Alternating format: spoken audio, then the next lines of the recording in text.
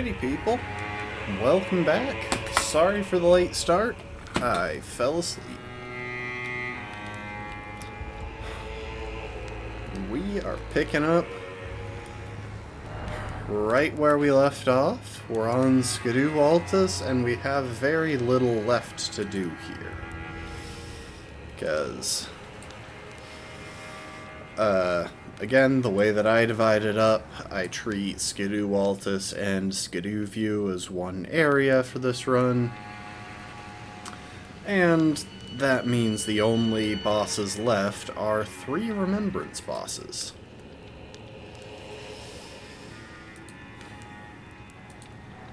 And I feel like I had a plan at the end of last stream, and I really can't remember what it is.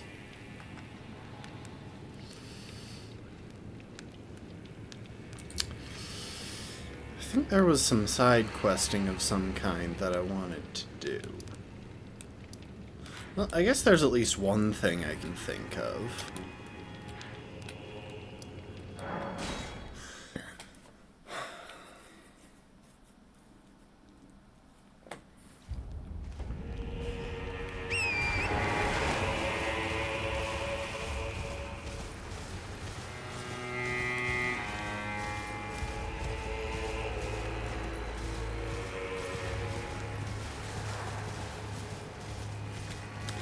But yeah, all that's left of Skidoo Altus is 3 Remembrance bosses.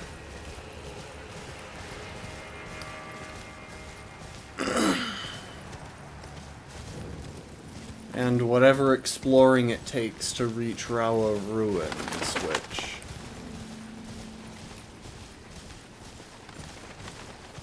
I have a vague recollection of where to go for that.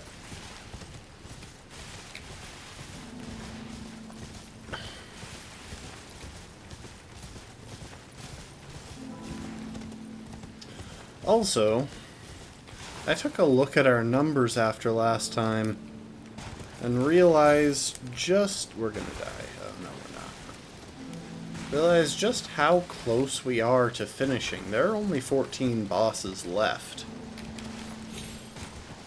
Jeez, I'm just trying to see where the ledges I'm supposed to drop down to are, and I can't get an angle here.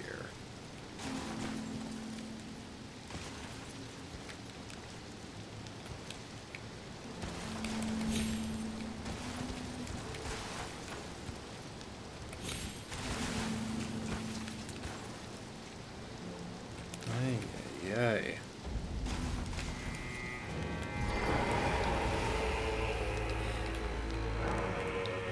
All right. That is what I consider the end of the Yolan and Anna side quest. Which is a pretty cool one, to be fair. Huh.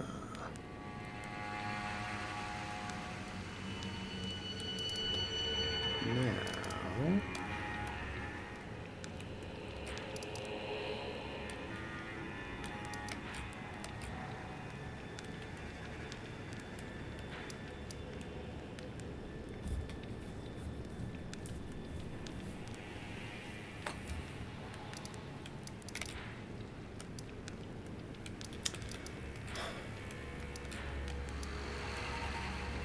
You know what?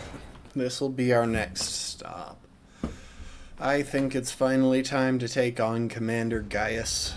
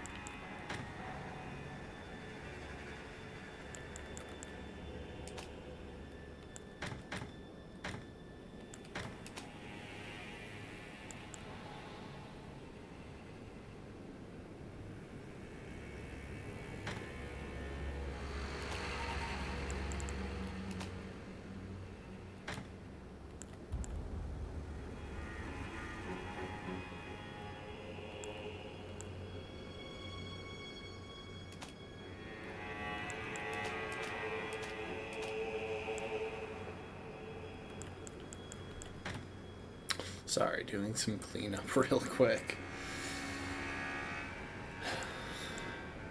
Oh, I can drop the Holy Drake +2 as well. I need to figure out where these two are. I think they're somewhere in the Shadow Keep. Welcome to the stream, Rafkin. But I really don't know where.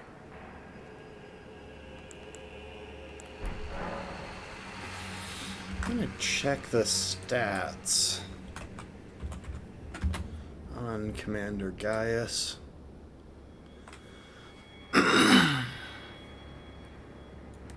Weak to holy damage, but kind of... You know what? We'll go for it.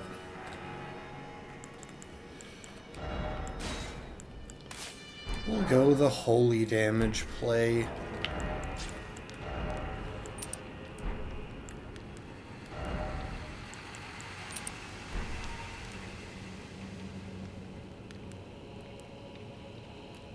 Welcome to the stream, Lastborn.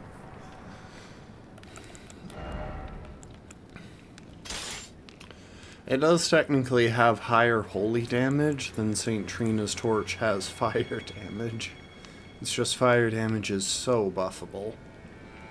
222 plus 144 versus 245 plus 165.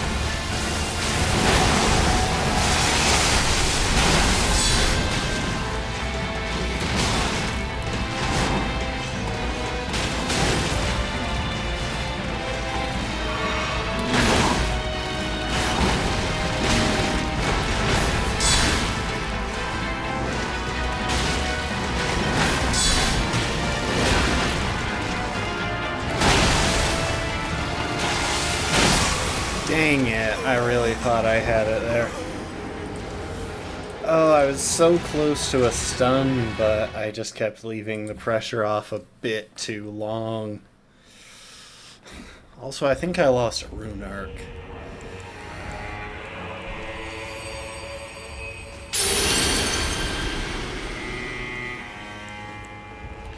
You know, if I had used...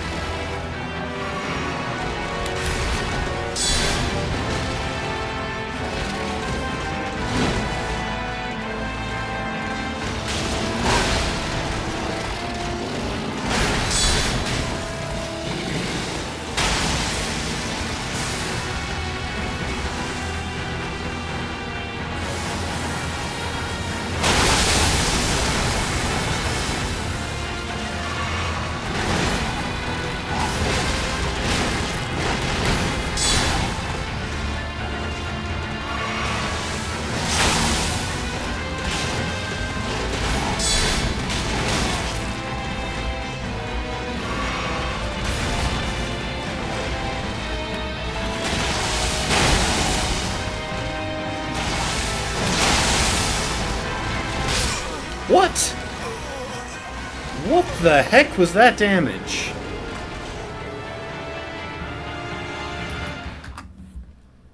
I have never seen him do that much damage in my life.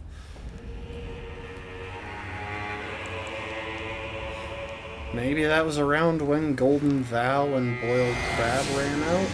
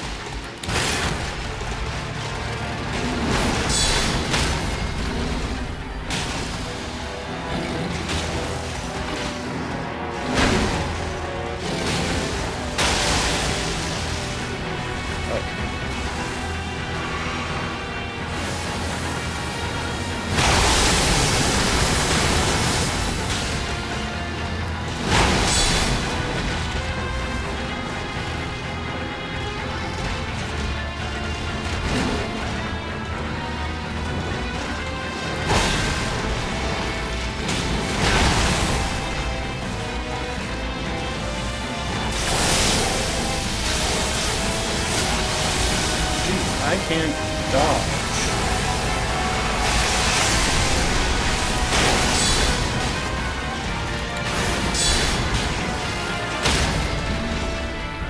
There we go.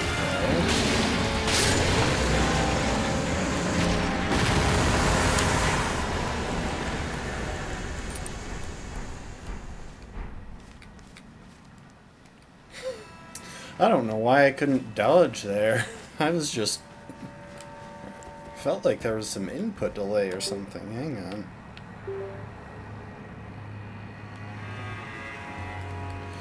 Anyway, that's the fight.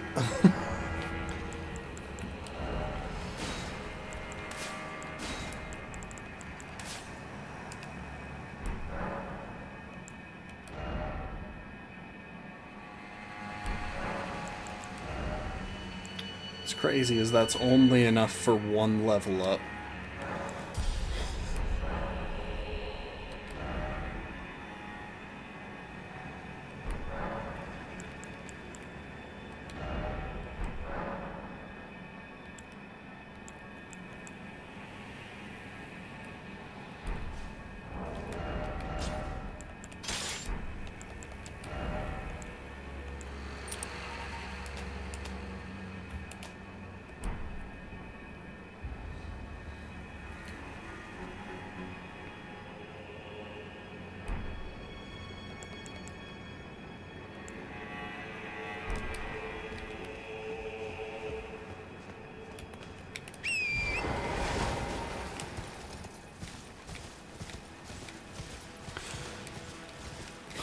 Honestly, though, I really don't know why they give so much room to Gaius's arena when you use, like,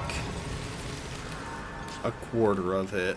I've never seen it spread beyond the area right in front of the door. Also, it just now occurred to me that the intended way to avoid his initial charge is probably just,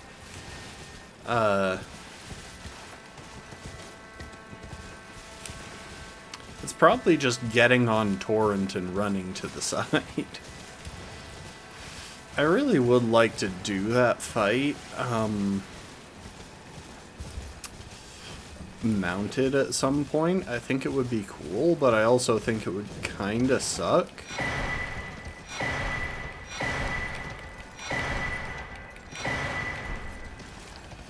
Anyway, that's 5 Skidoo fragments.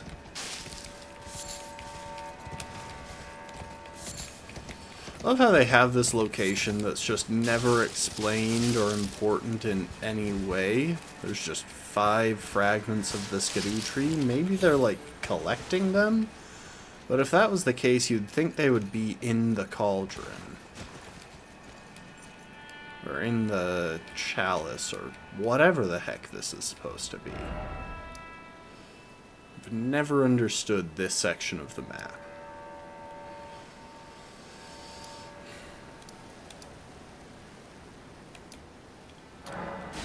Anyway, I guess it's time to head into the storehouse.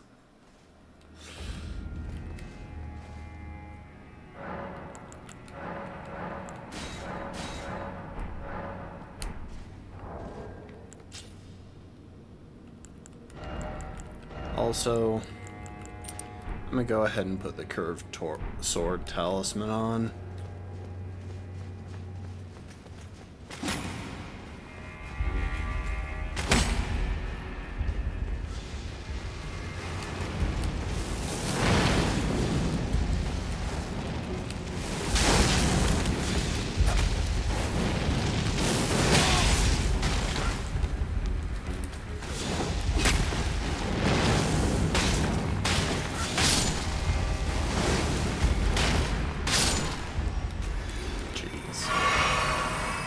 So what we're seeing here is that I don't know my way around this place as well as I thought I did.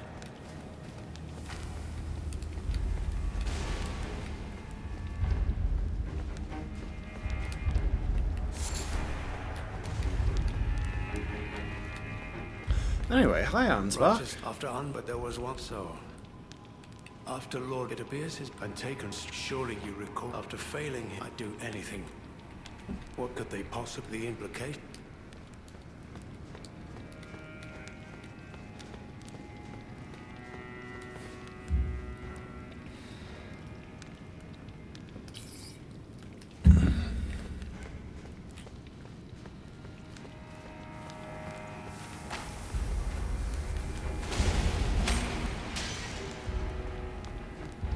Sorry, I'm trying to remember how you get up onto this podium because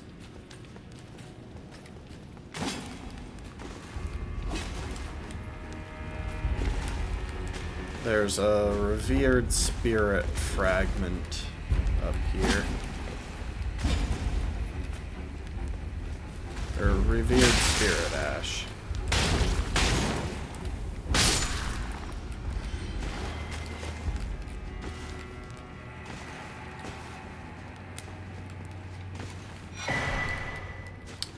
Go.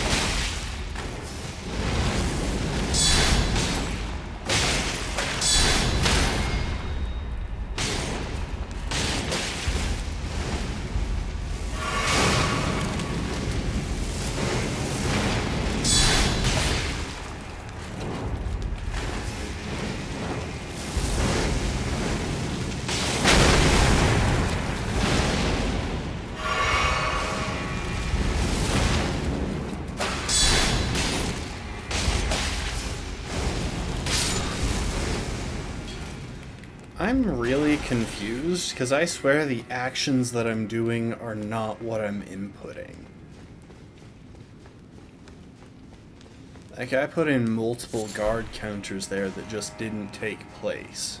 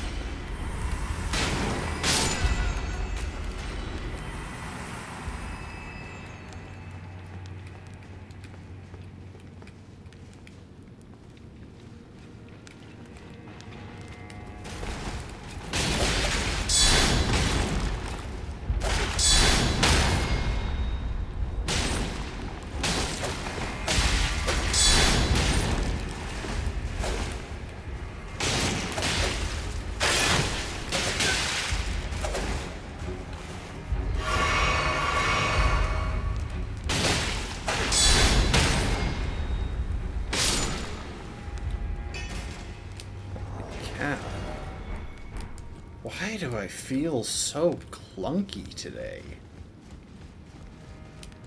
I'm not even joking, I can't tell.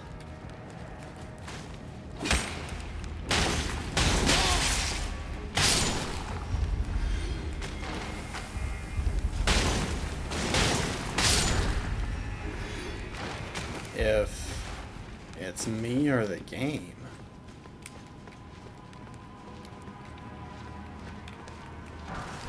Oh, there's the dueling shield. That's good to know. I think there's a way to get around the other side of that and open up that bookcase with like a lever or something.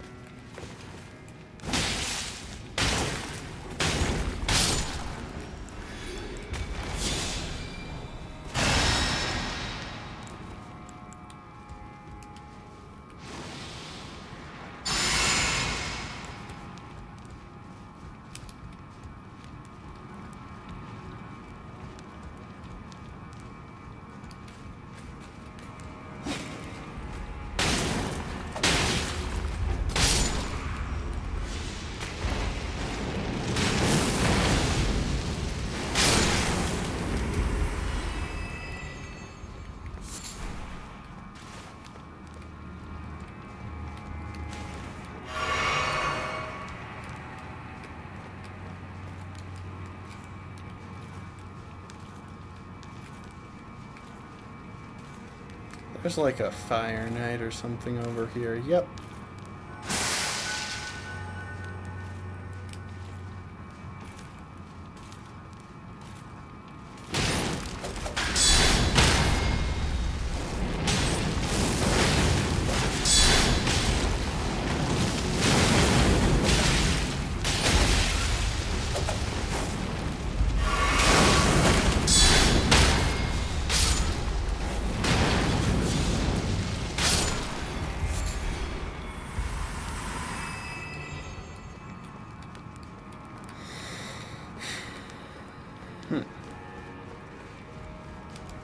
So it looks like this way didn't lead anywhere.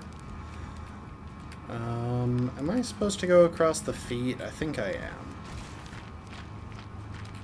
Run across the little toesies.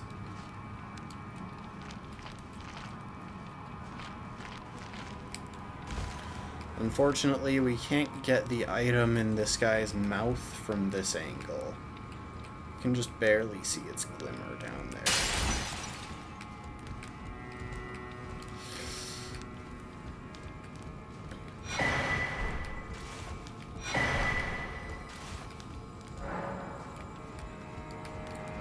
Dextral arm.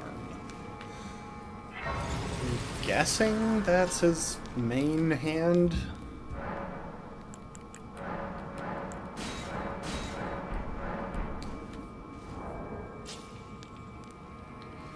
I've never actually looked up the word dextral. Welcome to the stream, B. Also, Lastborn, I can't recall if I acknowledged and did your hydrate, so...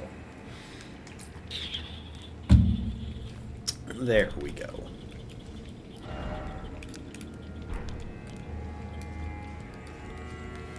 Oh, what does that message say? I always like to know.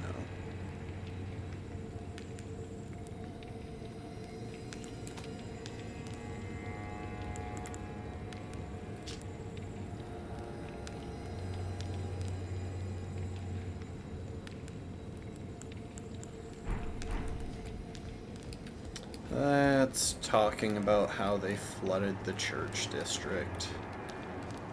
Doesn't really affect me.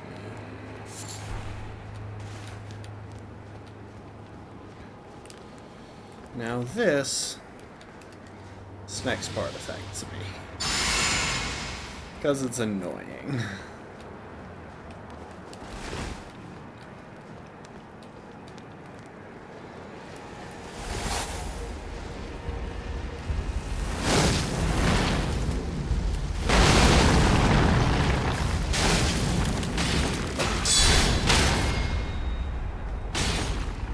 There we go.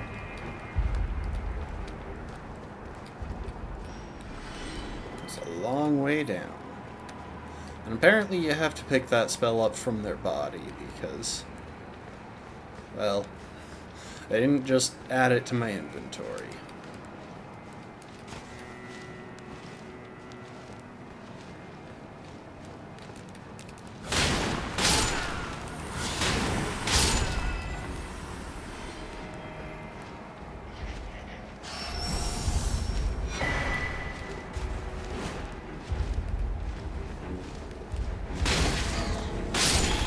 Oh, I forget, these guys have like the lowest sleep resistance in the game.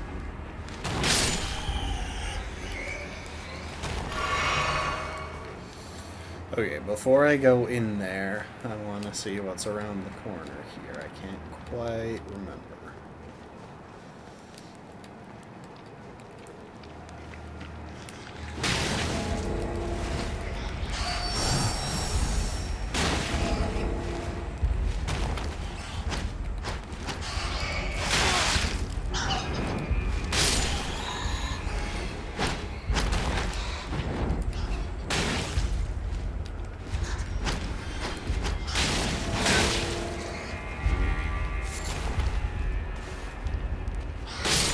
Interesting. So they fall asleep really easily, but if they're in the air, landing wakes them up automatically.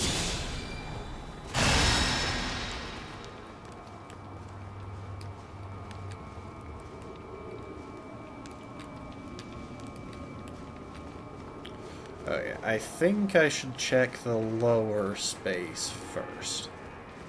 Because our general goal is to go up in this area. And this is where a quest item is. The Secret Rite Scroll, which we have to give to Ansbach.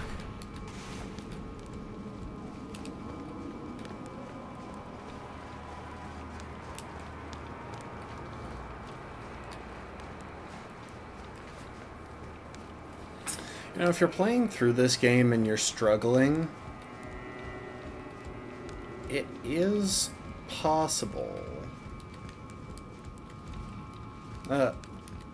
to put the Leda fight at the end of the DLC pretty heavily in your favor by just making sure that none of her allies finish their quest lines or, you know, live.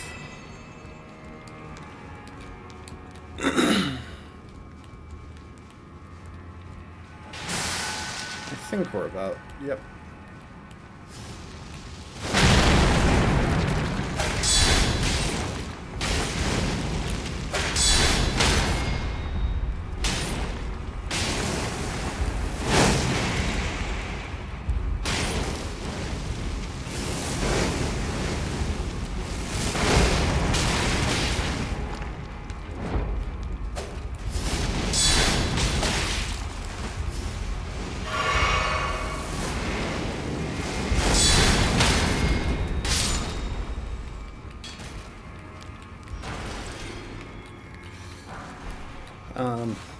And I kind of recommend doing it. For example, you can actually do all of Ansbach's quest while stopping one step short of finishing Freya's.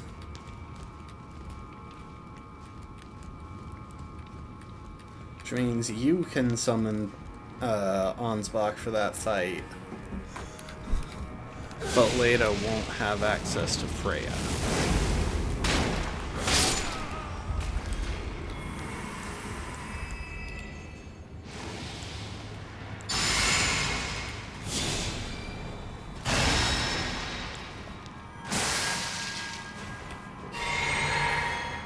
I think there's...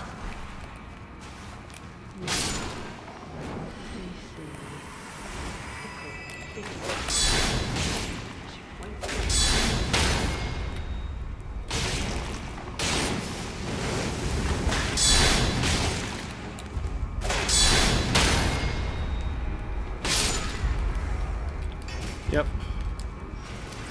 I thought there was one of those guys there.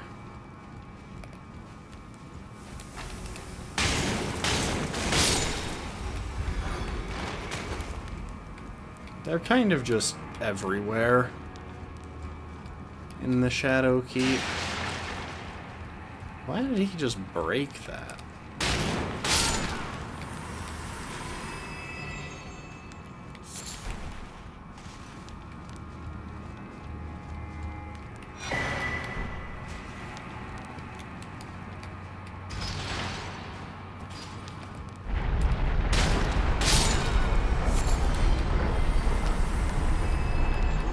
I love how they managed to make this happen in real time. It's so crazy.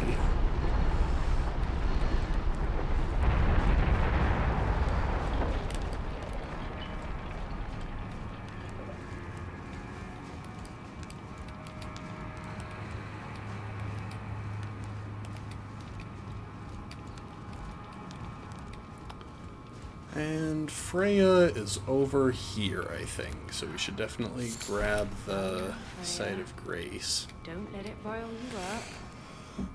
I'm kind of proud of myself, because I've gotten very confused over this whole thing, over this building. By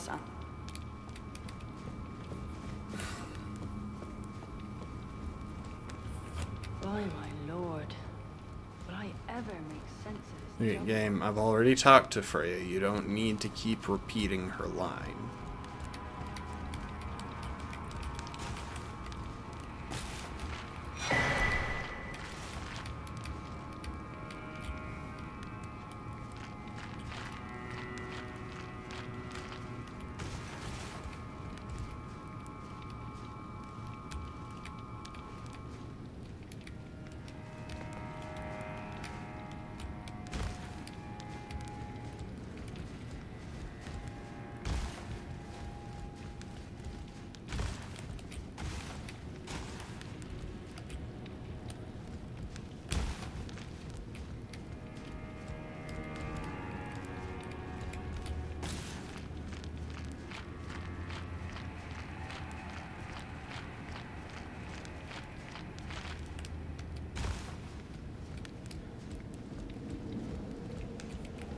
By my lord. Hush, Freya.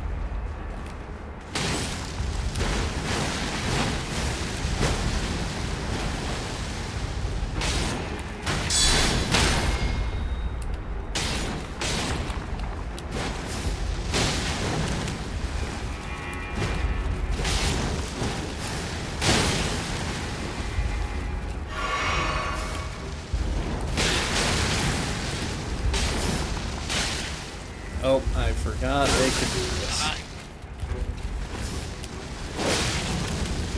What the?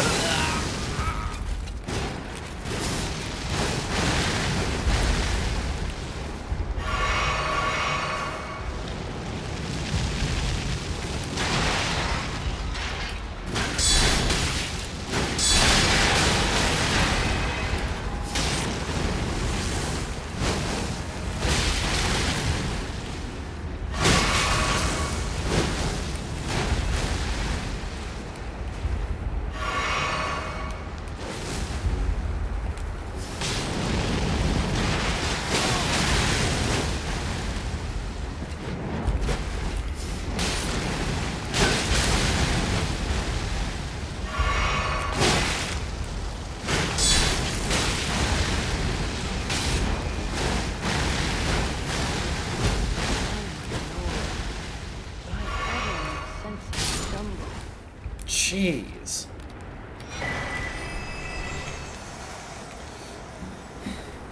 You know, it's incredibly easy to get this guy to just fall off. Like, you just throw a kukri so that he walks over to the edge, and then he takes care of the rest for you.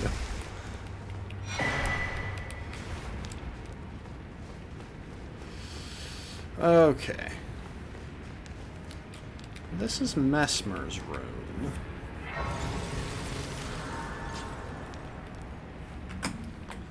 While I'm thinking of it, I do want to double check something.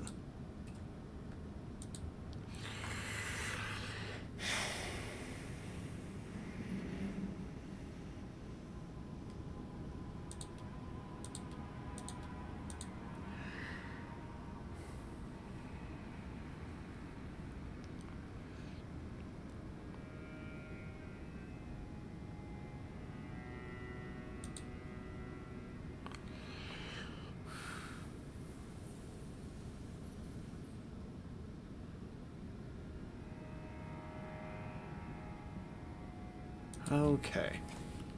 Ooh, nice. Oh, it's just weird spirit ash.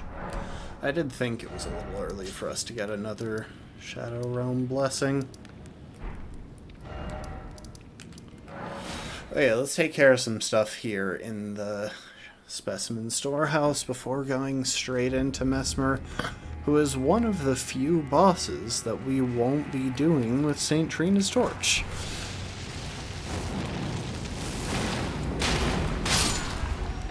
You know, if you had just stayed quiet, I never would have even known you were there.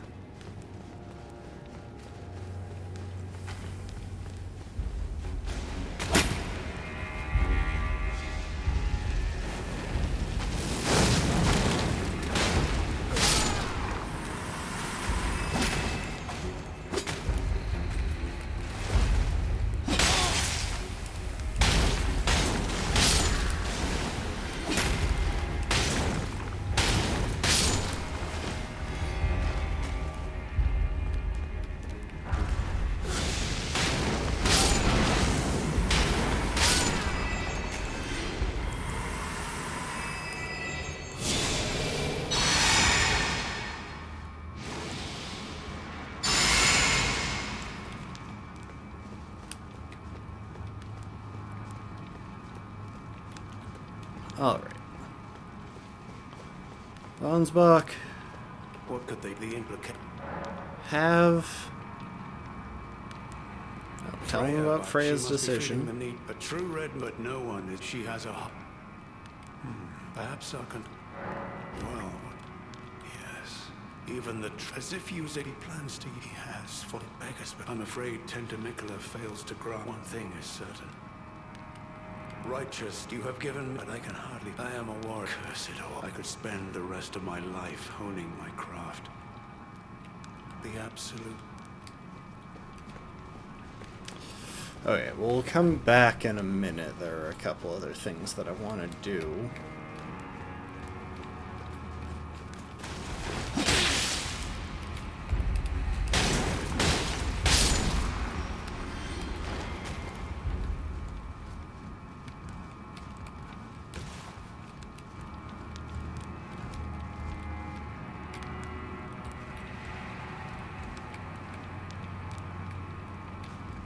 Ah, that's where it is, I remember.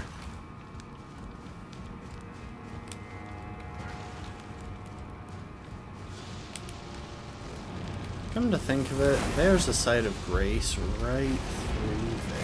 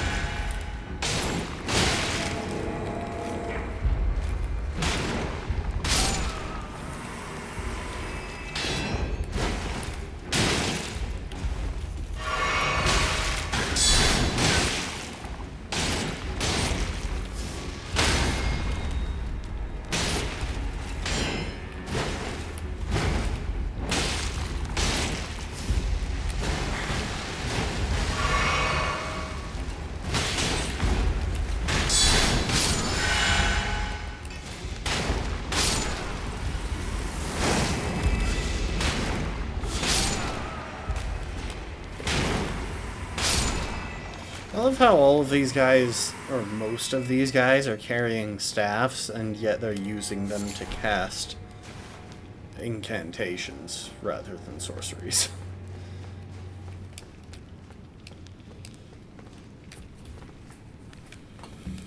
Okay, never mind. That wasn't where I wanted to be.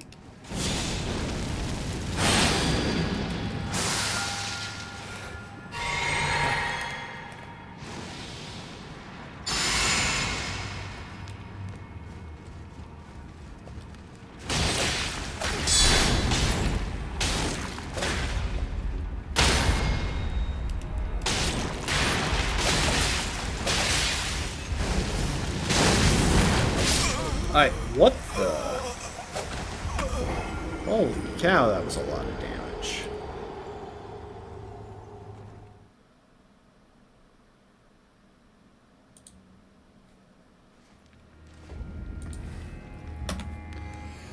Well, rip my rune arc, I guess.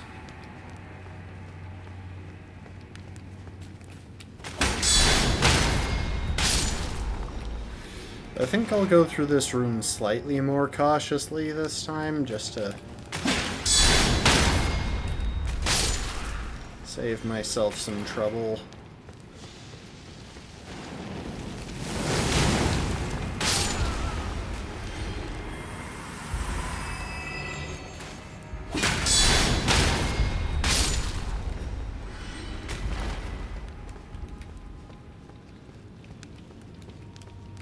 Oh, and since we died, we can go and talk to Ansbach. Righteous, could you please, thanks to you, Freya, this knowledge, yes. Perhaps this is the...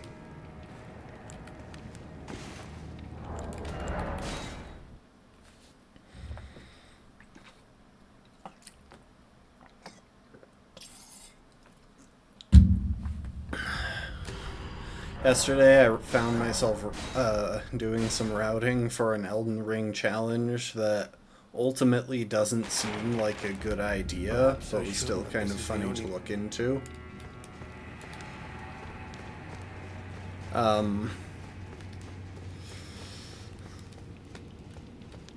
was curious just how many bosses are actually required to beat all remembrances.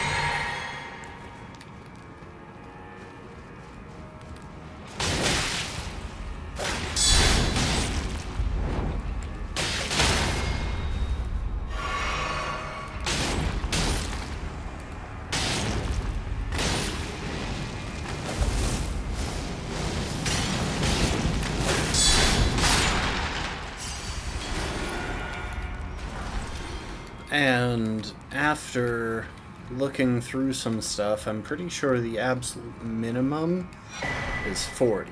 There we go. Okay, that's all the talismans. Let's head to the 7th floor. Yeah, I'm pretty sure the absolute minimum number of bosses you need to beat in order to defeat all remembrances without any, like, weird skips or glitches is...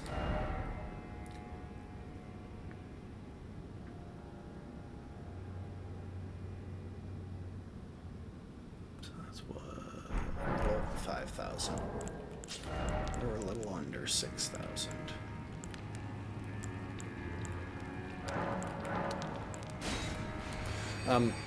Is 40. Technically, you can cut out Commander Niall, and it's not that hard to do, but I decided to leave that skip out of the routing.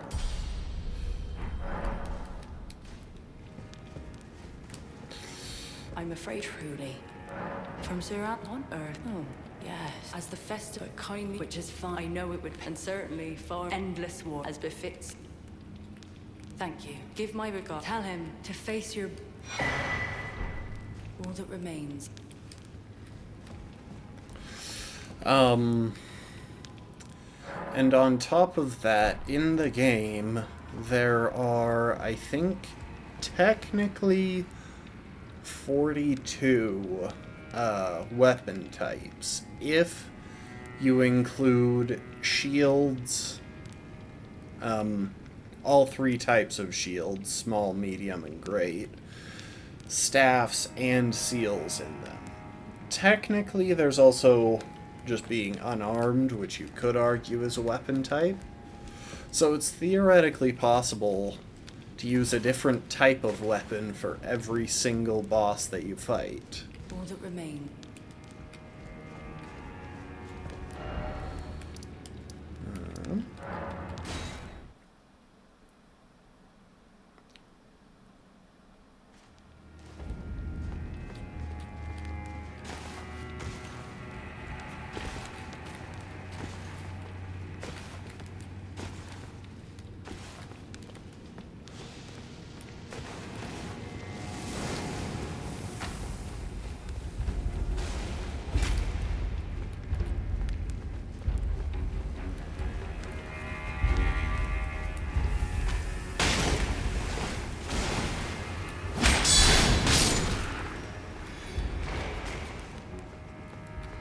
Perhaps I should. This is the.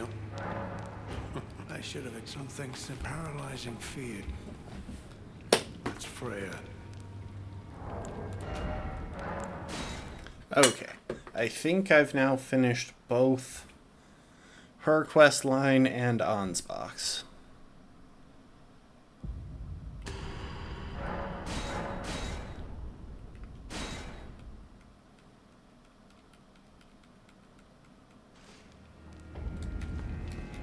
Yep, okay, he's gone, and so is she.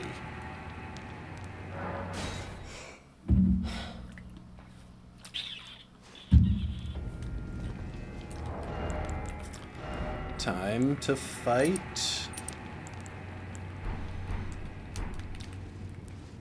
Mesmer.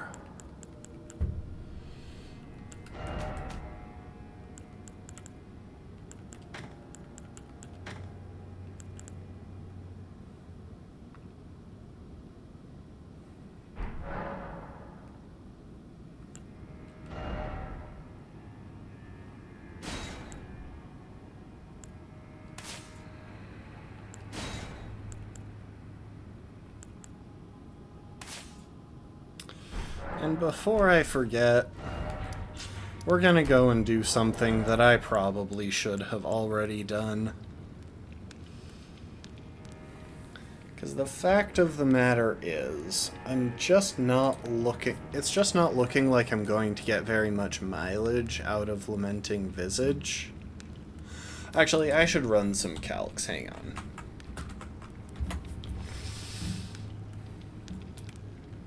Torches, strength. Let's just copy my stats here real quick.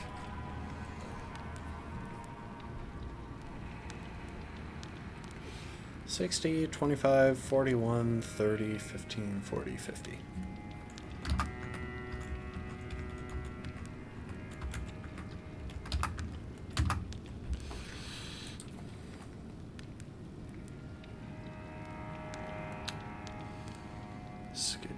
Level. We'll leave that off. It doesn't really make a difference since we're either in Skidoo or out. I'm not trying to run specific calcs.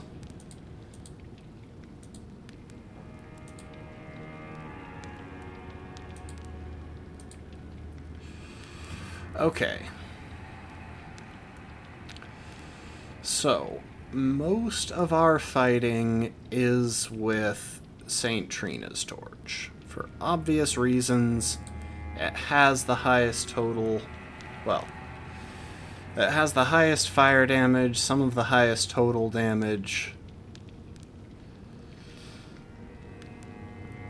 We can boost the absolute crap out of it. Now that said, looking at this, weirdly enough, it looks like our highest physical damage torch is the Sentry's torch. But... oh, wait, no. Our highest physical damage torch is the steel wire. No, it's the Lamenting Visage.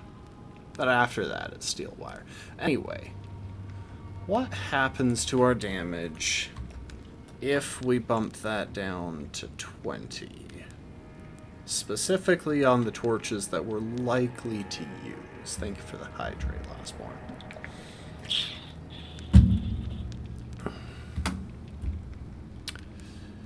So we lose 8 damage on the sentries.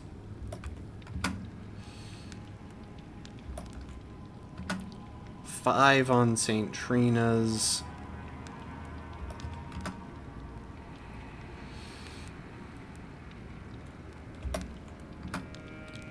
Five on Ghostflame. Yeah, the only one that significantly suffers is Lamenting Visage. But we're kind of past the point where we really need to worry about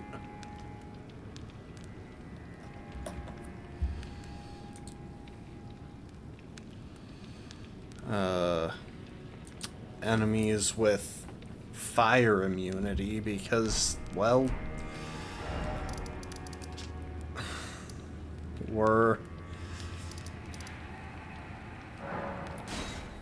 we have torches with other elemental types.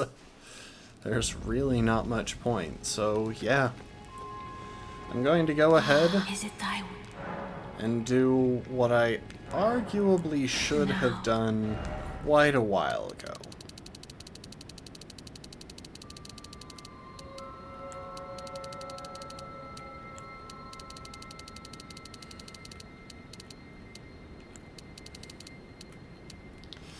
So 20 strength is enough for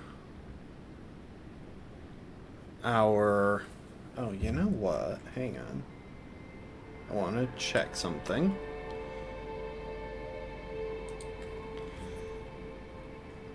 What if I bump that down to 20 and then bump dexterity up to 20? That'll be good for the steel wire torch, but it's only a point of damage better.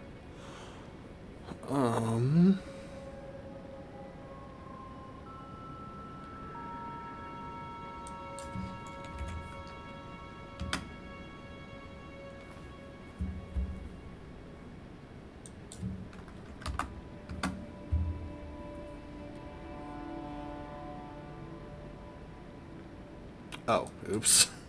I just bumped it up to 99 by accident.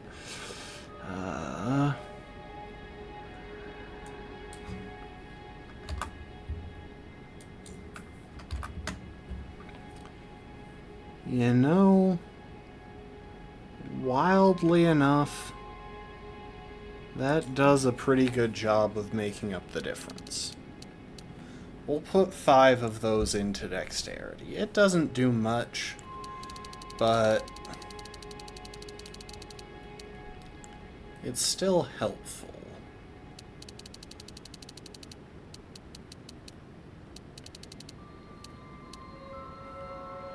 Yeah. I'll shift over a point from endurance. I probably should have been putting some into intelligence again. There are still a few fights where we're going to want the Ghostflame torch primarily.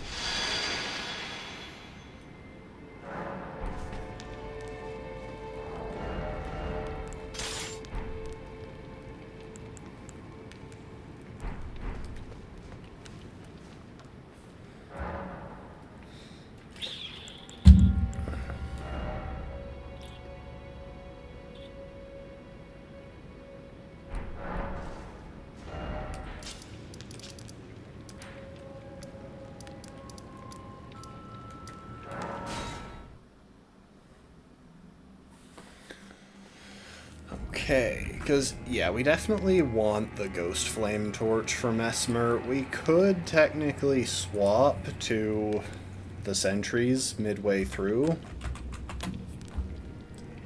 The sentry's torch.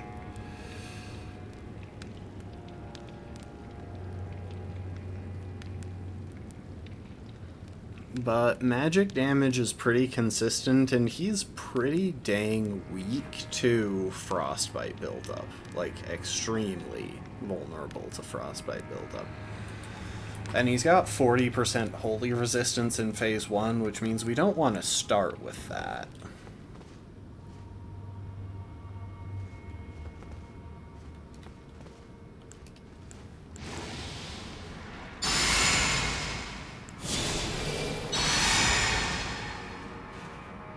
Oh, wait.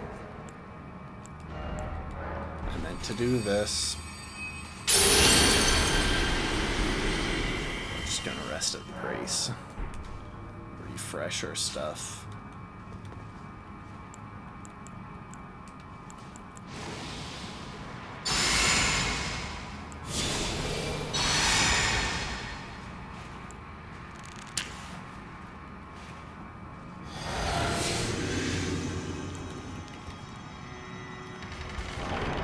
And watch a really sick cutscene.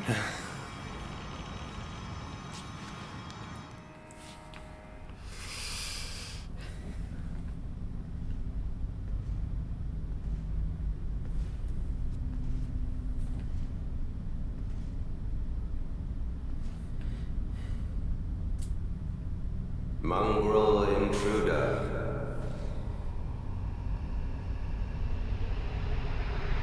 And his seeing eye snake comes to check us out. Tarnished, it seemeth. They're good snakes, really. Honestly, this is probably the single best designed boss fight in the game. Truly lordship sanction in one So bereft of light. Not claiming that I'm especially Yet. good at it, but My purpose standeth unchanged. it is frickin' Stripped amazing. of the race of gold shall all meet death.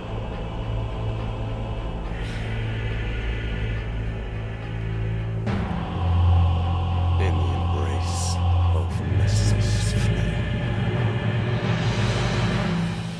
Oh, I love this cutscene.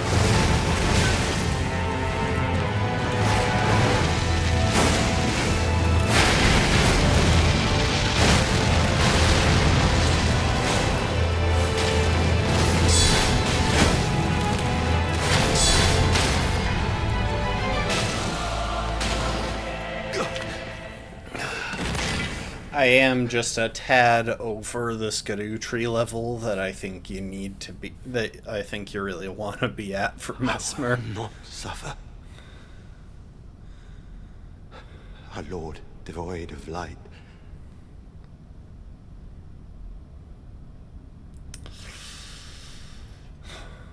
Also, I absolutely love his armor set. No, mother. It's so...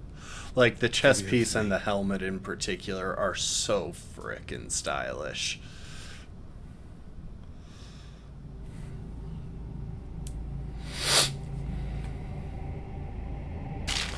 A lot of people thought during the trailers that he was like a hodgepodge of blasphemous stuff because his eye looked like a dragon communion eye, but nope, it's America's seal. Also, I've always thought it would be really funny because America's rune gives like 80,000. I always thought it would be really funny if he pulled that out, popped it, and then walked out to the Grace, sat down, and leveled up for before coming back in like, okay, now I'm ready to go again.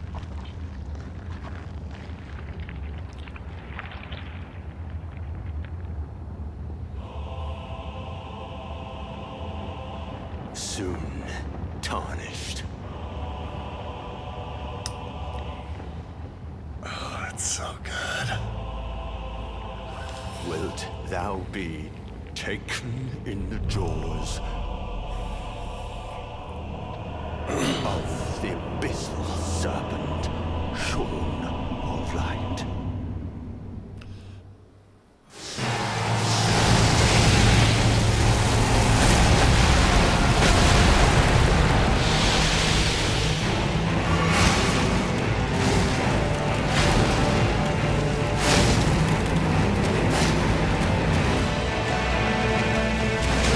What?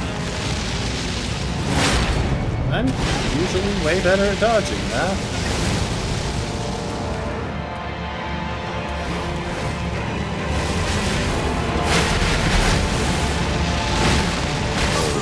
Oh my gosh.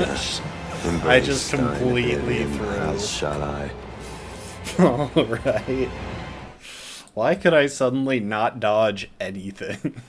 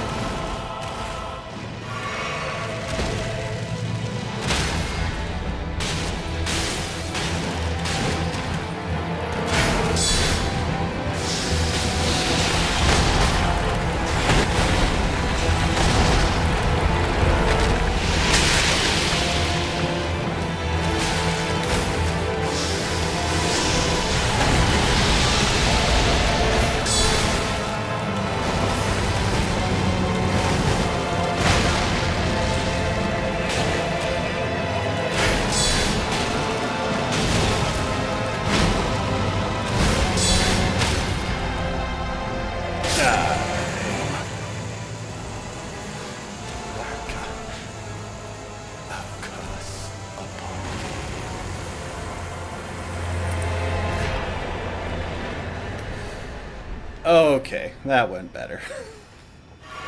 That's how I expected it to go the first time, but then I just giga through. I'm really bad at keeping my momentum when I don't skip cutscenes, I think.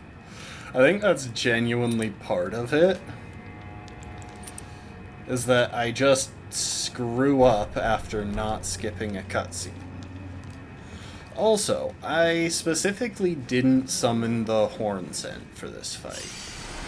That's partly because I'm trying not to summon a ton, and partly because it means he'll show up in the later boss fight, and I'm planning to do that one as a whole crazy thing, because I just think it's more fun if I have all of my summons, and if she has all of hers.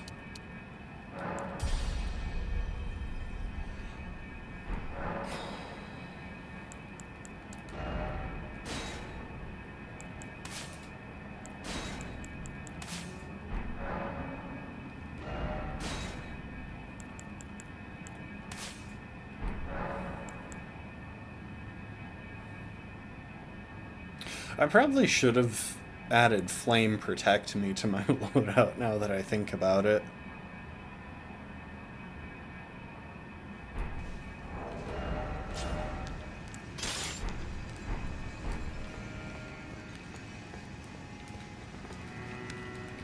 What cruelty is this?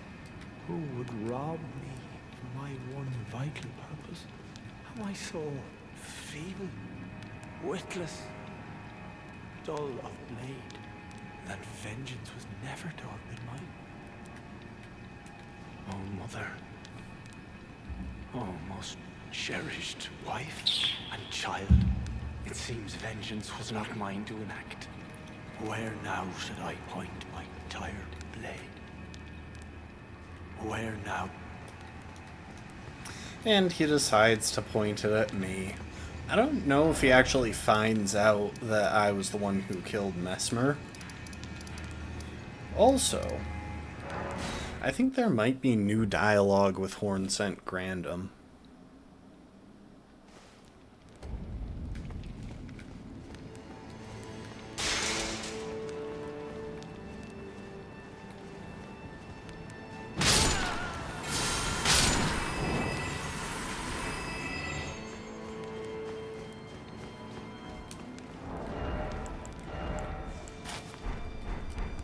Heaven's great and gallant sculptor keeper, I know it in my bones. Thy deed is done. A worthy deed, no doubt, to bring our foes what surely was deserved recompense. Oh, oh, heaven hath borne witness to our I am plans. trying to set your dress Thy on fire. gleaming wrath and unparalleled dance. Though a trifle it might seem to thee, I have prepared a dish in celebration. 'Twould please me much if thou might partake. Partake, partake, until thou art sated. Gourmet scorpion stew. What the heck? Hang on. What? I've never seen this item before. I've never gone back and talked to her after killing Mesmer. I'm definitely not wearing this outfit, so I don't even know if this is necessary. Holy cow. Oh, I have done. I have sculpted. Oh, great and gallant sculpt keeper, art thou by this old maid unduly pushed into Welcome to the facing stream, such Bella. Thank you for the Bella follow. underscore Harper 55 No, I'm is not now going to following. follow you on Discord. resentment fettered thee. With such bounteous fury didst thou dance. If you're an actual viewer, welcome. Didst not suffer. Please, I ask thee, allow thyself some rest. None of the tower would dare interfere, and if one should, I'll see to them myself. Apology, but mine eyes are oft apt to glaze over, even telling to apologize, but would. I wonder, does she, like, die after that conversation? Because I didn't listen to, like, half of that.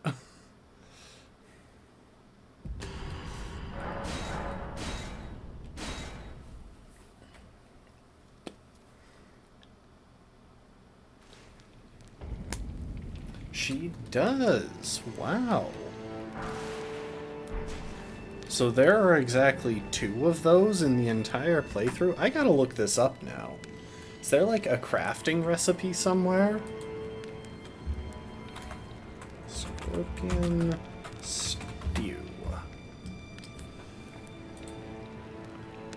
Gourmet scorpion stew and standard. So there are 2 types.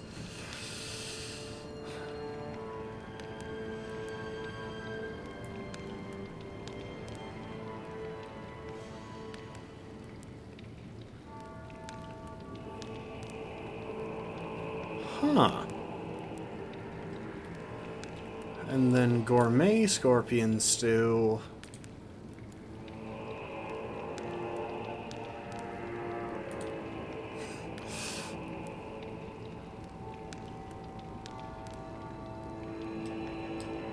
Oh man, I should have reloaded the area for the regular stew. I'm really sad there's no crafting recipe or anything. That sucks.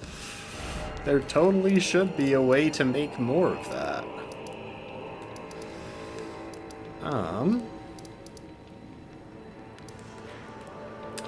Anyway, it's time to see just how much we can overtune our fire damage for the Skidoo Tree Avatar fight.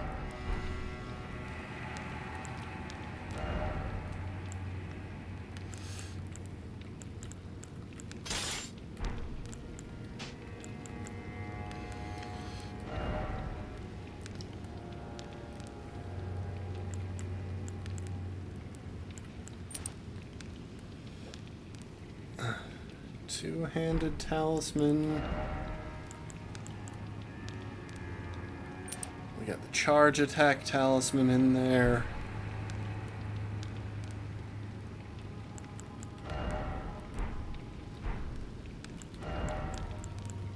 We'll craft as many hefty oil pots as we can.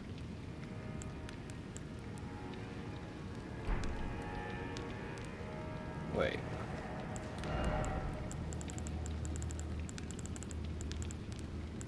What happened to my hefty cracked pots?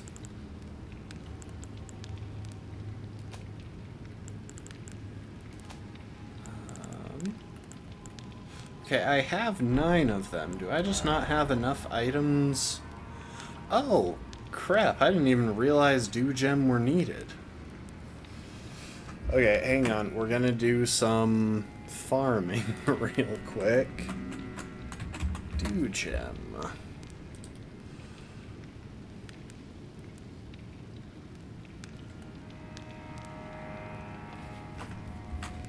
Farm.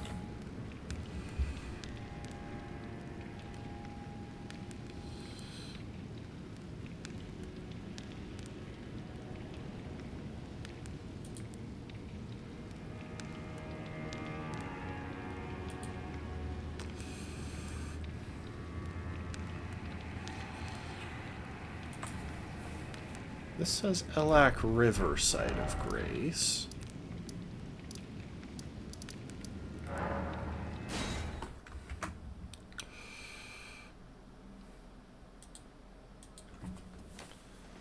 Let's see.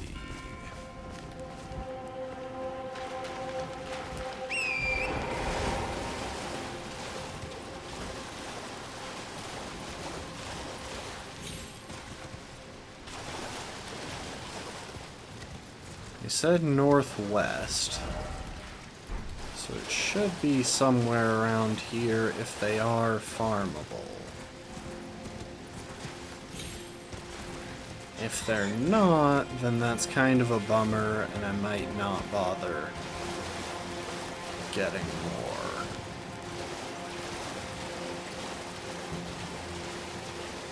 However, I'm thinking they might not be farmable.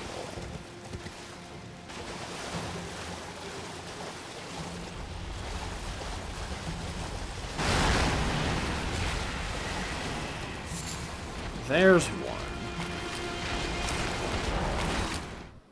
We're gonna quit out here, leave a mark on the map, and then come back to see if that regrows. If it does, then great. They're farmable, and I'm just not finding the ones that...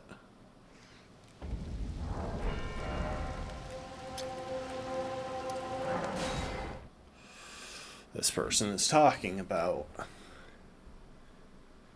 If they are...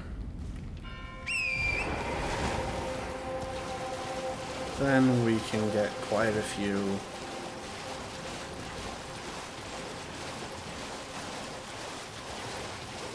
And be on our way.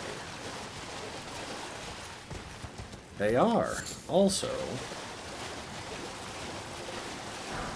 oh, no, that's...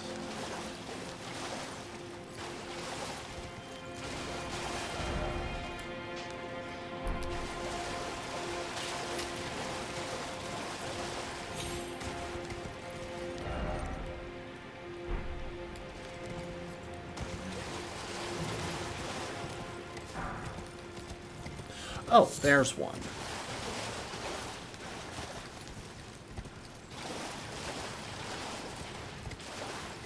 Okay, so there's one here.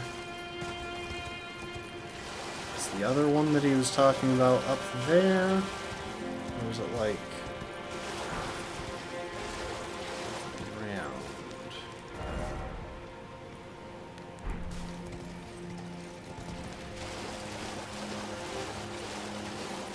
I am gonna go ahead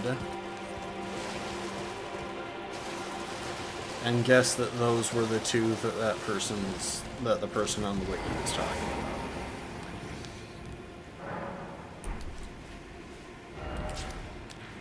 And we're gonna duck away to the round table. I want to see if white flesh mushrooms are among the mushrooms that are in the Mushroom Peddler's bell bearing.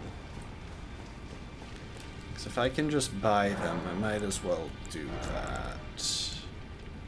Toxic, red flesh, white flesh. Sweet. Yep, just give me as many as I can currently carry. That'll make it easier to do the farming, because now we can just Mark of Grace out of there. You don't have to worry about losing valuable runes.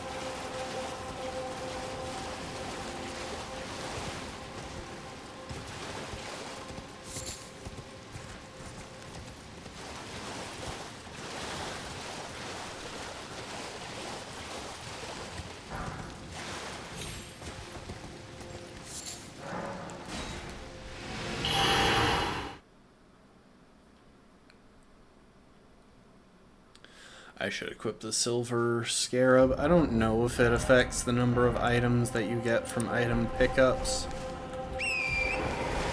I just know that when you grab overworld items, there's a chance for you to grab multiple rather than just one when it's stuff like this.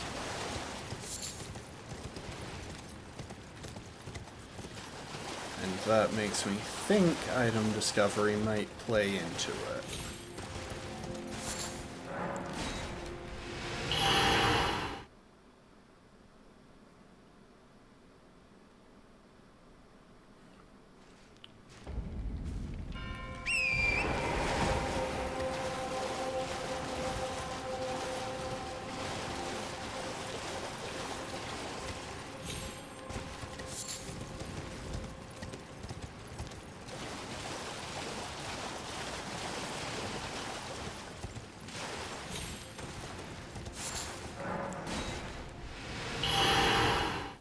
Also, why am I still wearing the head of the Sculpted Keeper?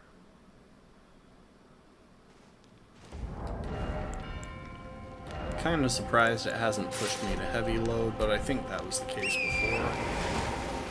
I think I've got enough stamina that I could technically wear it, it's just... I don't want the penalty to healing.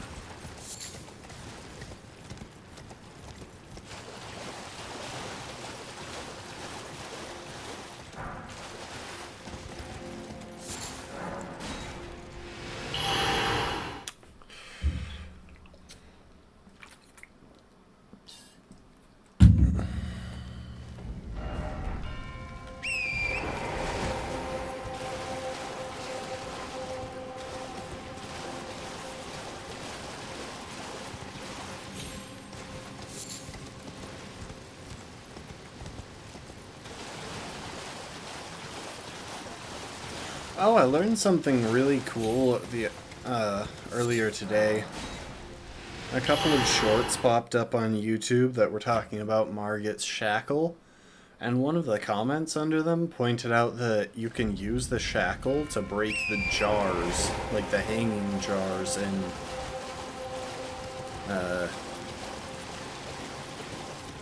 the Realm of Shadow. The ones that contain bell bearings. Which is really cool, and it means that I never needed to use a bow and arrow to get those. But it just means that the best tool in the game, and one of the best items in the game, just got better. I say just as if the DLC didn't come out sometime fairly early this... Actually, what was it? July? June? I think it was July when the DLC came out.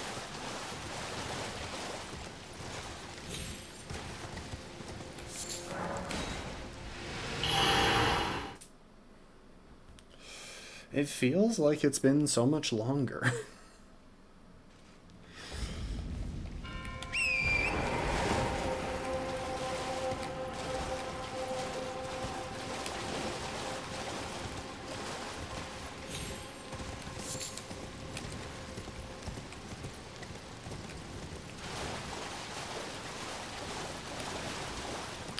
Still, this is a decent farm.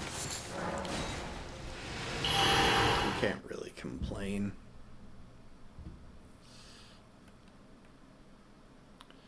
Now, let's see.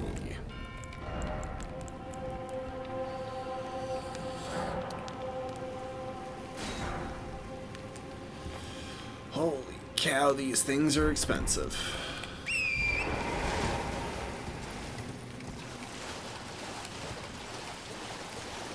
I probably don't need to track down whatever pot I missed. Oh, oops.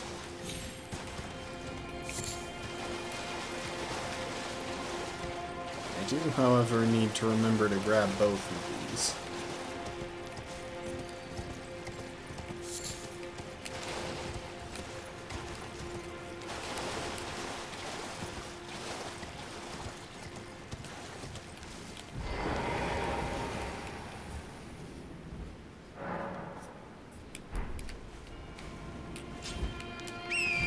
I want to check something. These are the two that they were talking about.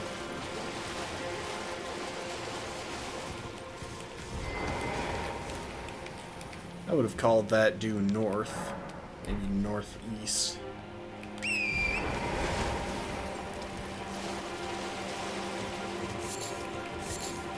This is much better farm.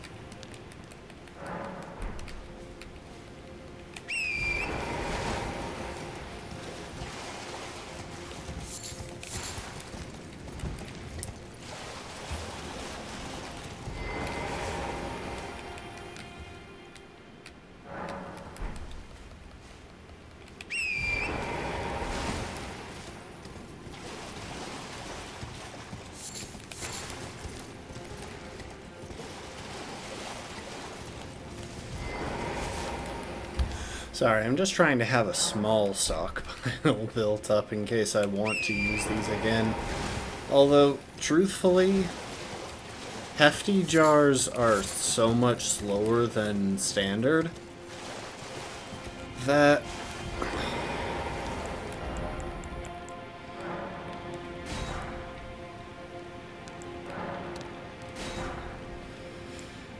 I don't know if I'll really wind up using them.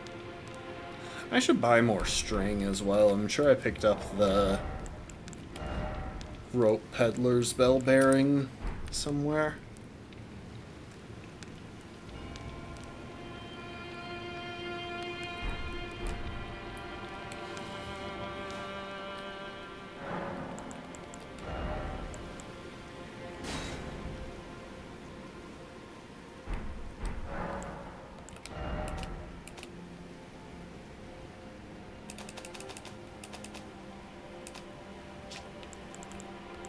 Do I have Howl of Shabriri? I do.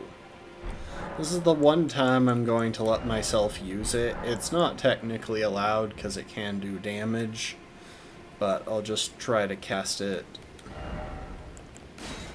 when I'm not around enemies.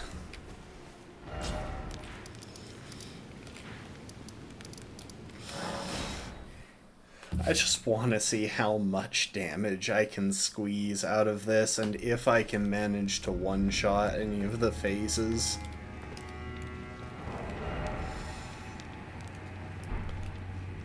So yeah, basic strategy. We cast our buffs. Oh, almost forgot to swap to the bigger oil pot.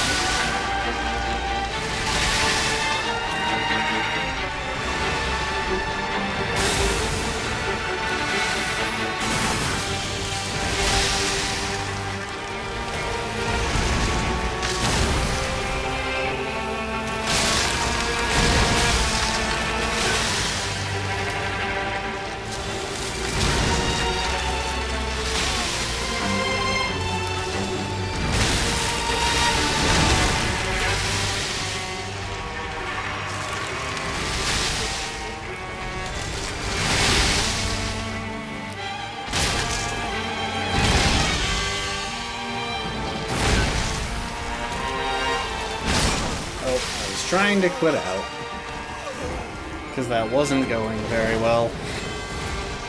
Alright, even with all the boosts, I can't one-shot the first phase. And the other phases have higher health.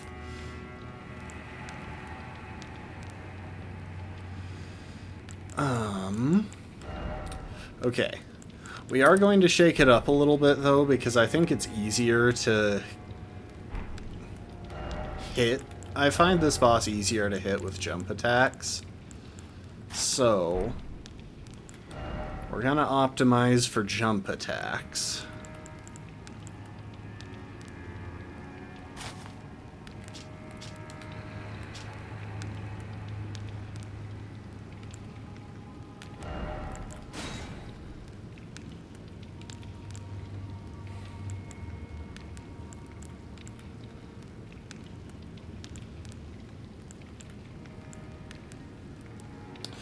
Oh.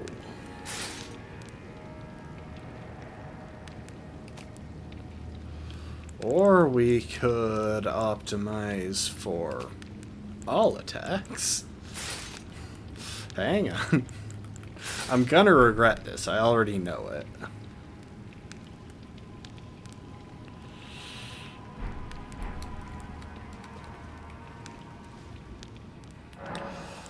I'll ease up pressure on myself by dropping Howl of Shabriri, because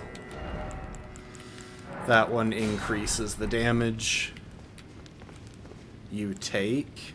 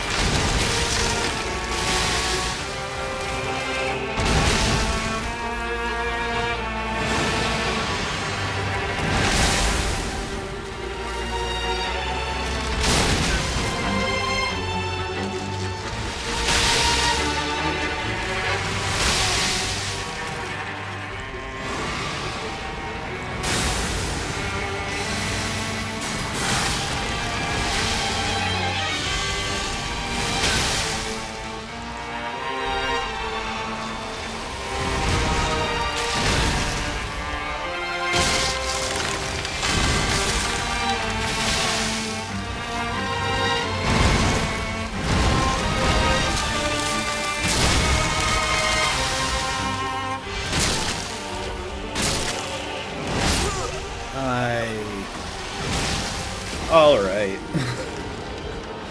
Time to stop messing around with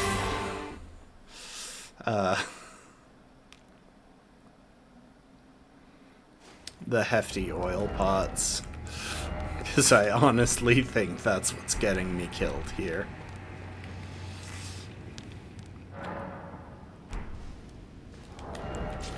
Also, I think I'm putting this back on my offhand.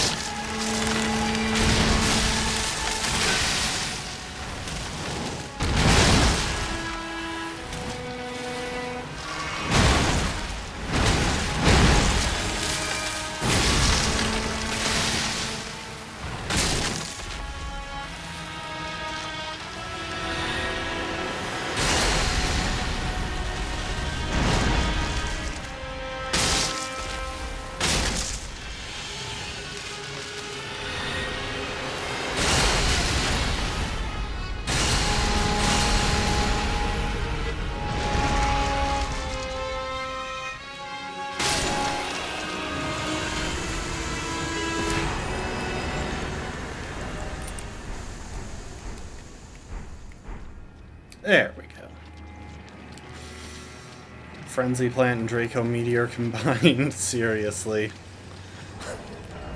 Although, honestly, given those were holy projectiles, I think it might be more like Solar Beam than Draco Meteor. But yeah, I'm kind of mind blown that I somehow didn't one-shot Phase 1 there. Like, I really thought with all those boosts, maybe one of them wore off or something. I'm not very good at timing the boosts so that they stack for big damage.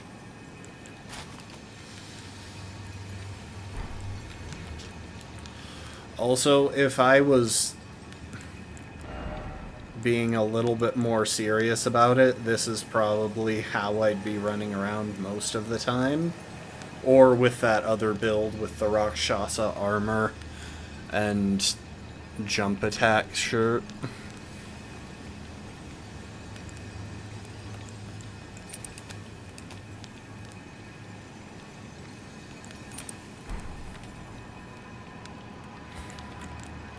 Like, in all seriousness,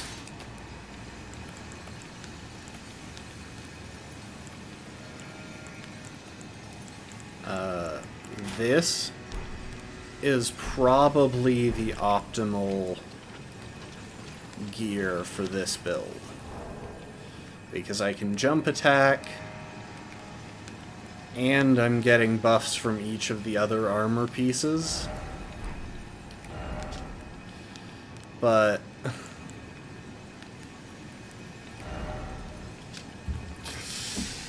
this boosts the damage that I take by a lot, and I don't really want that.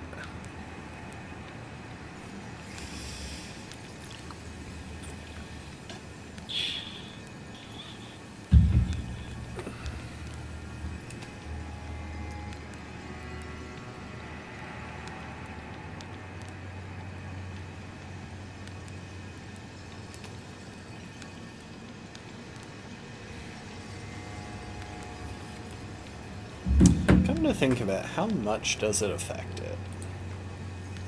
I think it's like 2% per armor piece, so it's not insane, but it is an existing boost.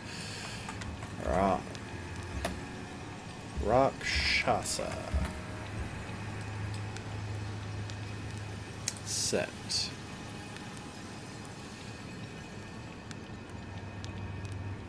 Okay, hang on. Plus 2% for each piece, but increases the damage taken by 2%.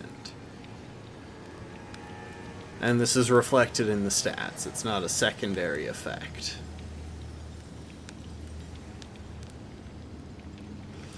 See, I'm kind of tempted to try this.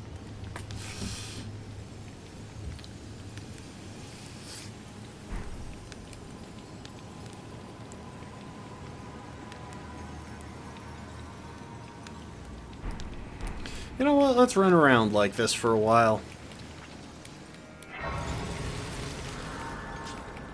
I wish you could use Torrent in this area, though. This arena is massive. They're honestly so arbitrary with where they do and don't allow you to use Torrent. Also, I'm just gonna pick up 160,000 runes real quick.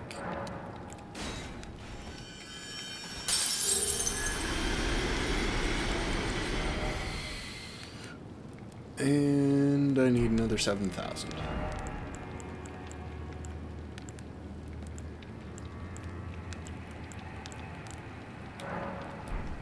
Does that get me far enough?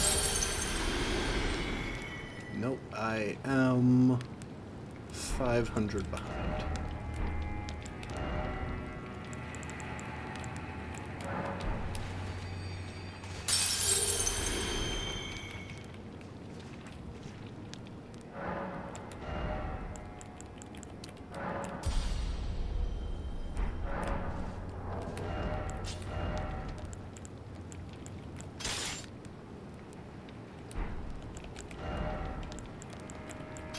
It does throw me off when I switch between having my seal in my right hand and having it in my left.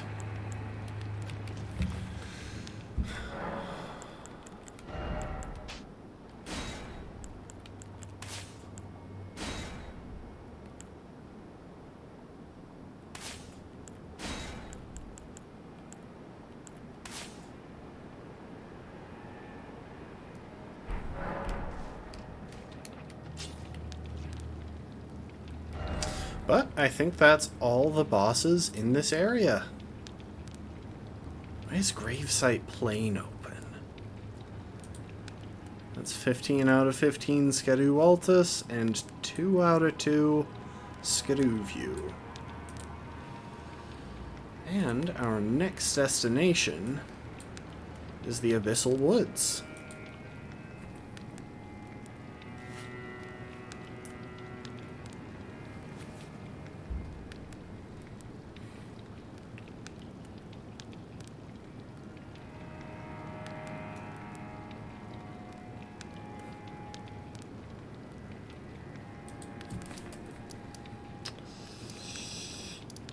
Means we're headed to the Darklight Catacombs.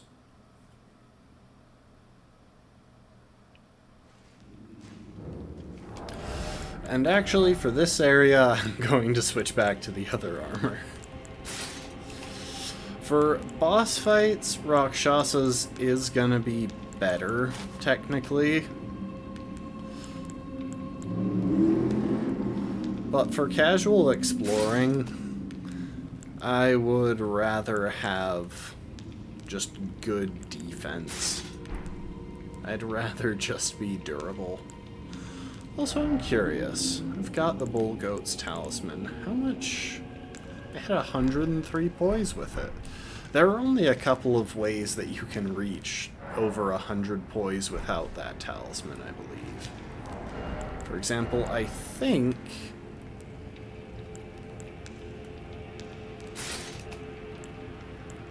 the Armor of Solitude manages it. No, it doesn't. It might be that only the Bull Goats set manages it. Bull Goats only hits 100. Interesting. Anyway.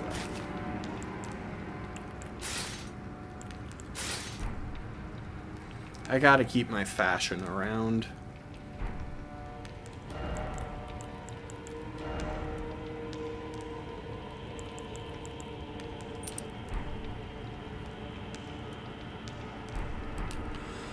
And let's optimize our wondrous physic for the boss fight at the end of this. I think it's going to be pretty straightforward. Come to think of it, Jory, what are your negations? Oh, you've got minus fire negation. And holy cow, he's weak to sleep. What the crap? Okay, well, that simplifies things a bit.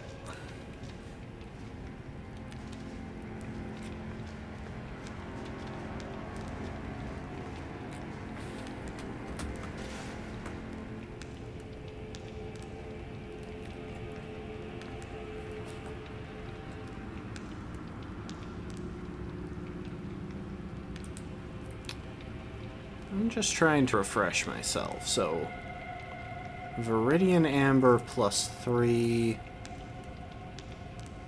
right after the first Big Mouth Imp. Jump over the ledge to the right, drop down to a small archway under it. Okay.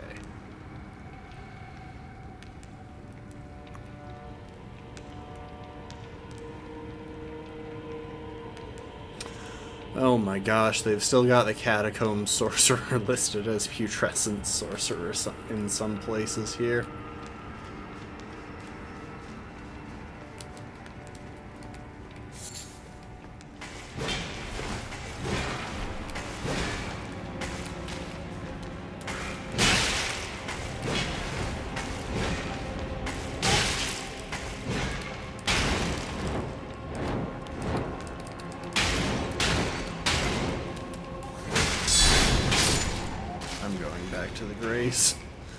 There was no reason to do that. I don't know why I'm trying to pick up items.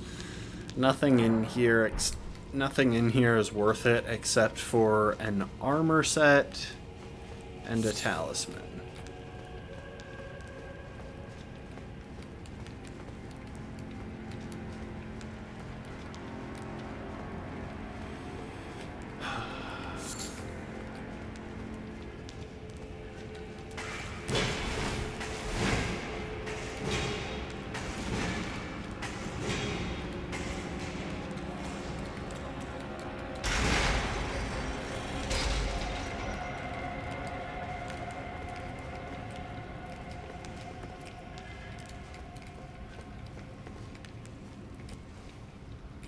This is gonna go.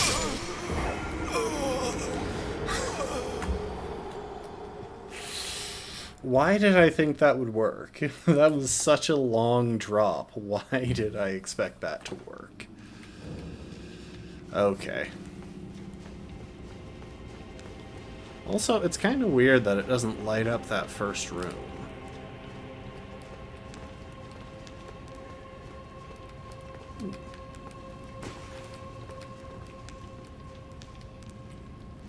But can I survive that? I can.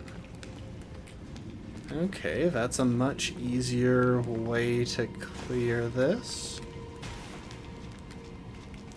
Is this the Viridian Amber? It is. I totally would have missed that.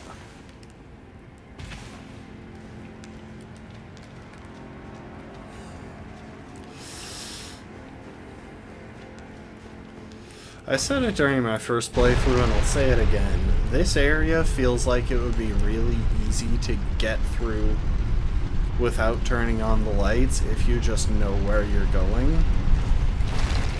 Because the area is designed with the assumption that you don't know where you're going. For example,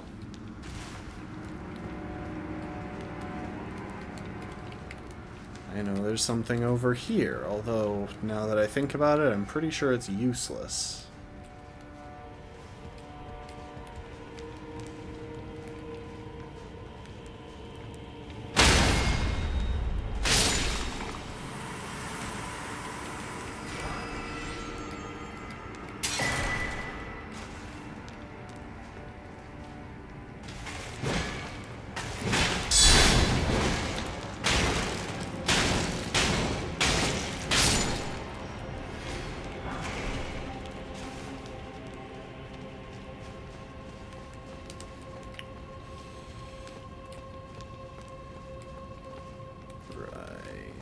That, but I can't get down there.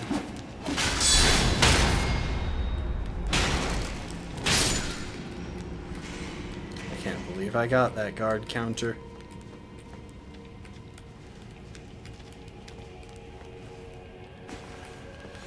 And this one.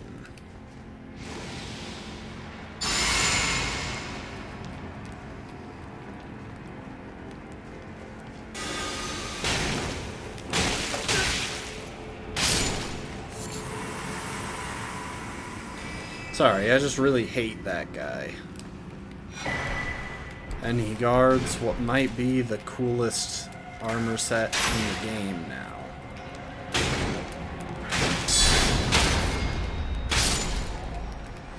Seriously, I love that armor set. It is so freaking stylish. Now, is this the way to progress? I can't really recall. I could go and turn on the light, but the thing is...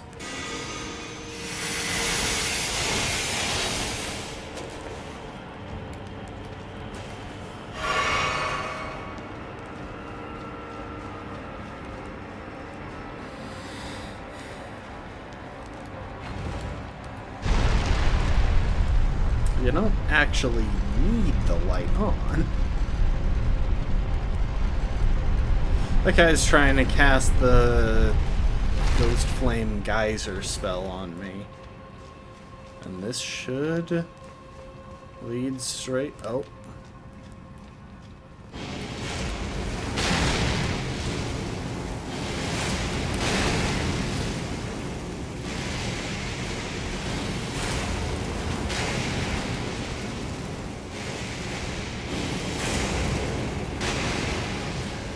Goodbye.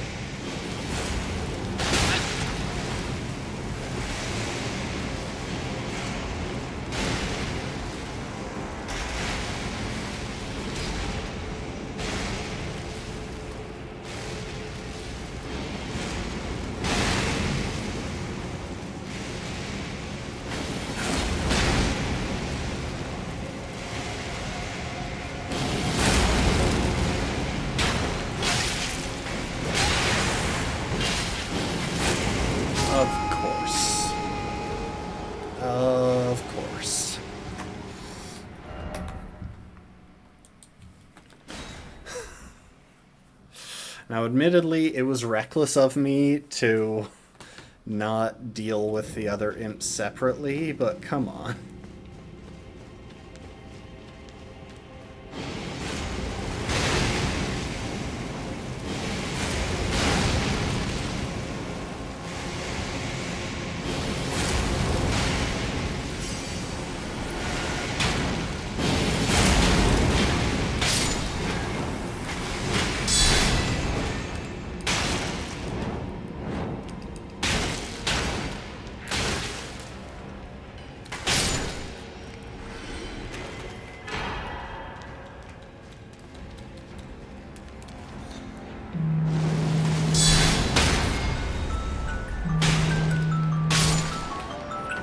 Hush phone, I started stream late today.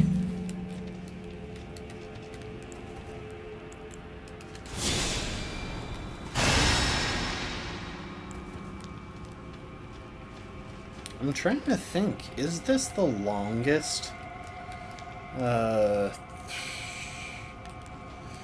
don't need whatever that is. Is this the longest catacombs in the DLC? It might be. It really might be.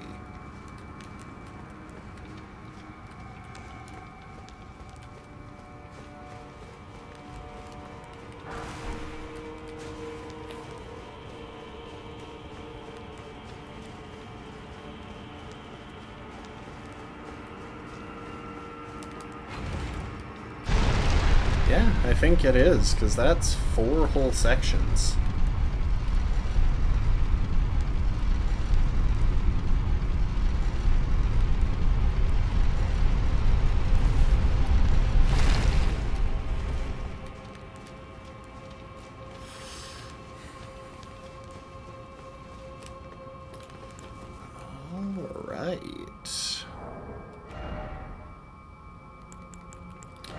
Now, to get set up for taking on Jory. And this might actually turn out to be a bit of a slaughter, because I don't think Jory's set up to take on us. He has a lot of summons, but if his sleep vulnerability is as low as it looks in the wiki, then he's going to be falling asleep a lot.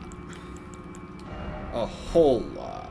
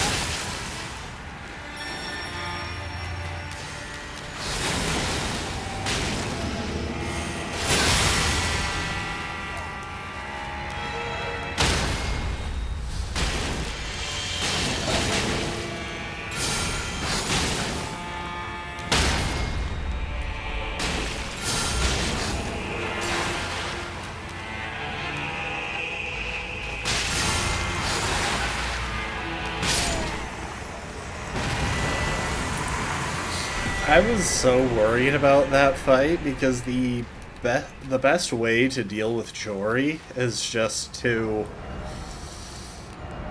Wait, what? Oh no, I didn't swap talismans, I just removed mine.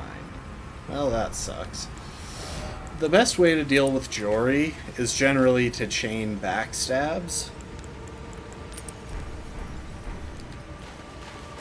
But you obviously can't backstab with the torch, because Miyazaki hates torches or something. No.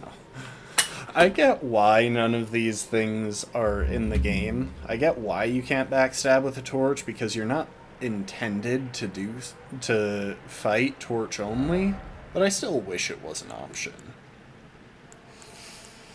Anyway, you know what? Instead of going back to leveling endurance, I'm just going to keep leveling mind for a bit. I'd like to get that to 30.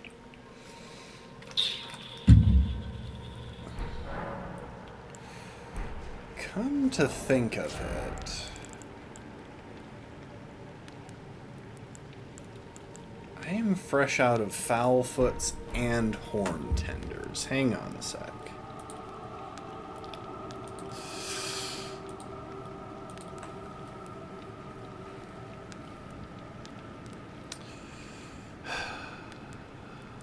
Bellorat, I got that one.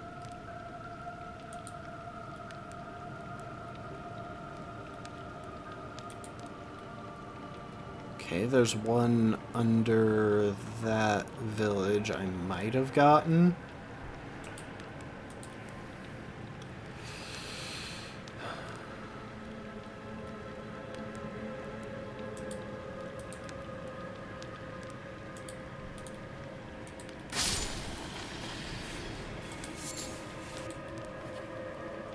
Okay, that's another one in Rawa Ruins.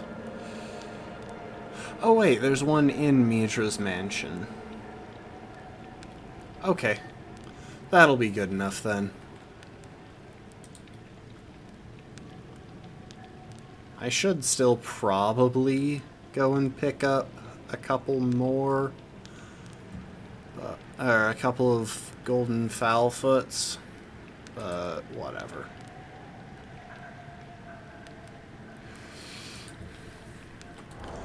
Also, in a bizarre twist, we're switching to the buckler.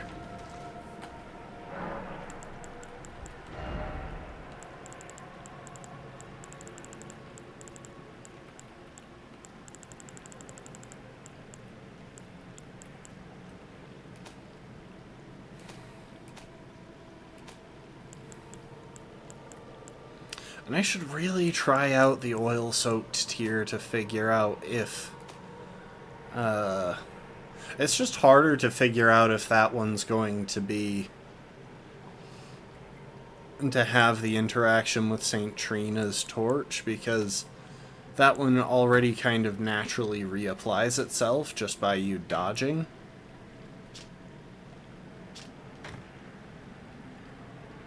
Oh, I kind of forgot that I would need 24 strength if I wanted to use the Commander's Standard. I mean, I can just two-hand it.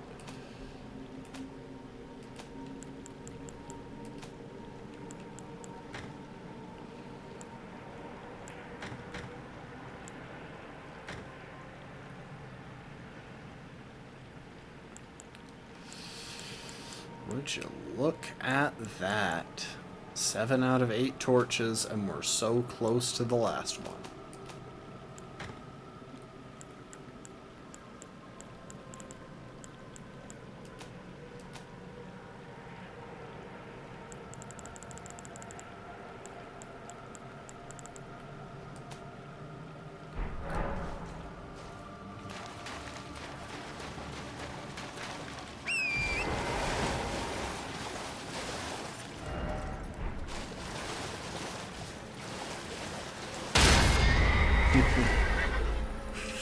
I just kind of have to do that.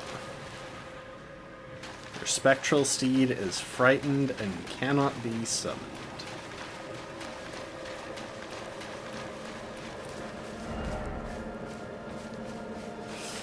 Yeah, so they've got all of this scary dialogue in the build-up. It's actually pretty manageable to do this area.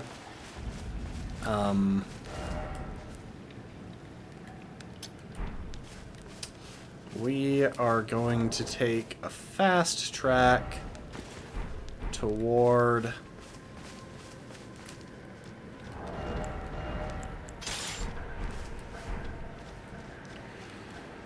the Church of America here.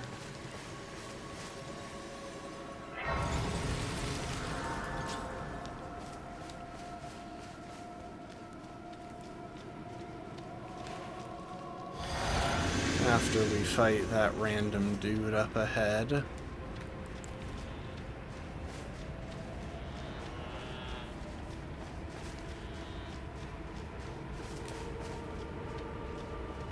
The matting hand.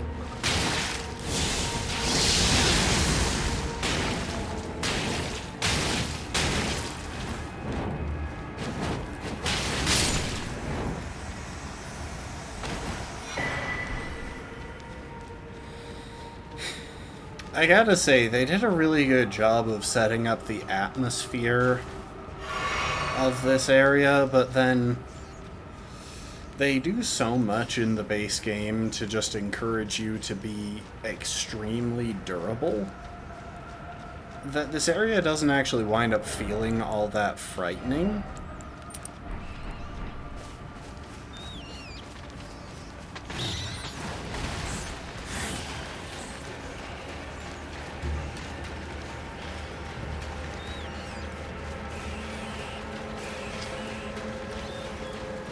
Like, once you know that you can survive a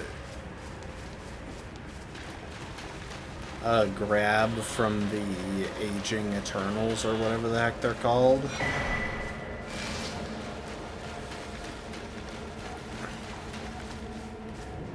There's not much to worry about. Although, you know, one interesting lore connection did, well, potential lore connection did just occur to me. I wonder if there's any connection between the Abyssal Serpent that Mesmer has and Madness, because, well, it's called the Abyssal Serpent, and this is the Abyss. It's named that, anyway. Yay, I can get another Skidoo.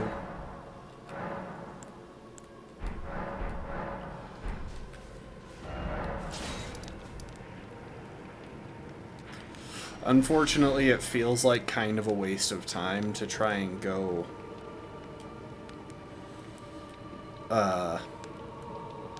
back the way I came. So I honestly believe that this upper path is better. Okay. That's just to roughly outline the path. I don't actually have a detailed plan for how to get over all the obstacles, but, you know, one thing at a time. And we're probably just going to deal with the aging old ones.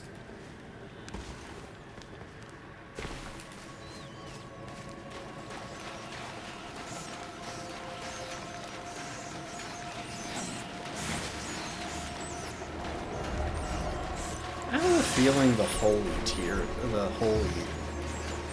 torch is going to do better. I don't have anything to back that up. It's just a guess.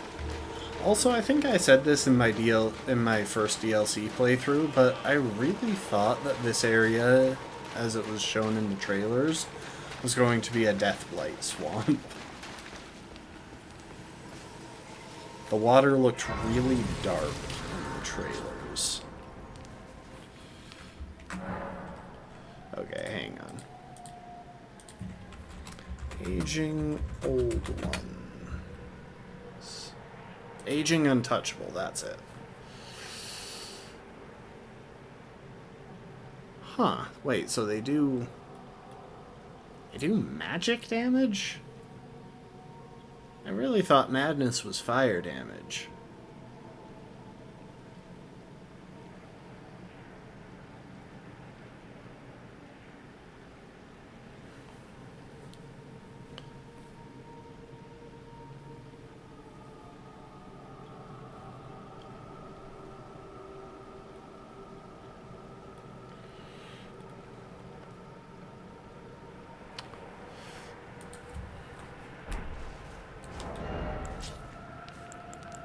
Well, okay.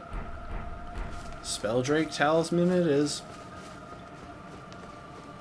And I am just going to go ahead and make an assumption about...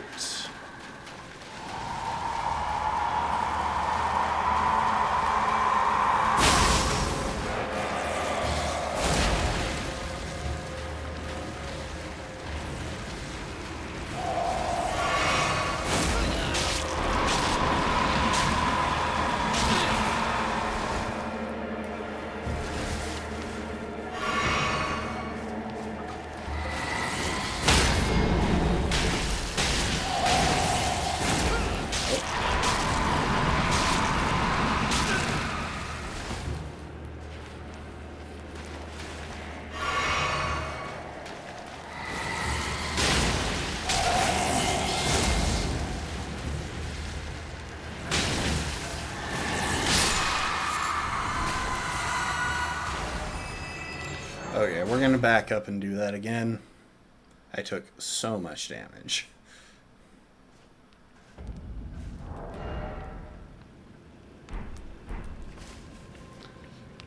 And it might be permadead. I really don't know how these guys work. If all of them respawn, if just a couple of them respawn, what?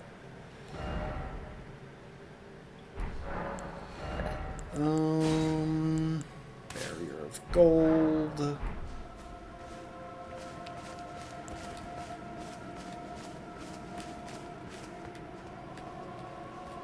Looks like that one might be permadead, though.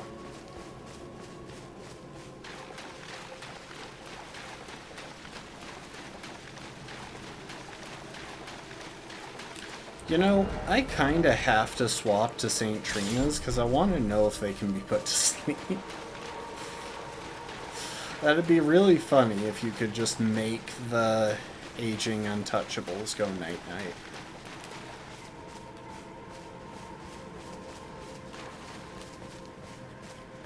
Luckily, the areas that they show up in are very easy to spot since they've got so much cover to hide in.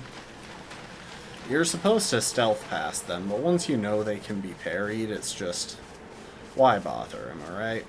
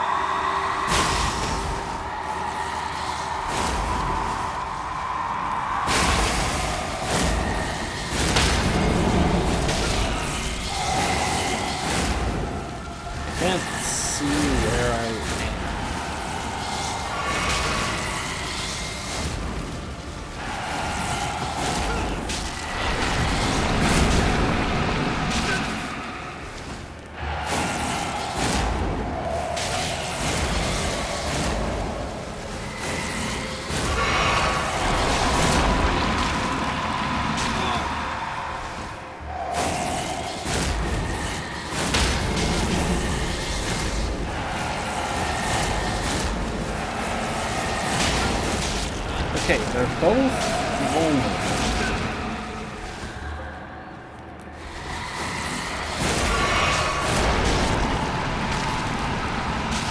Okay.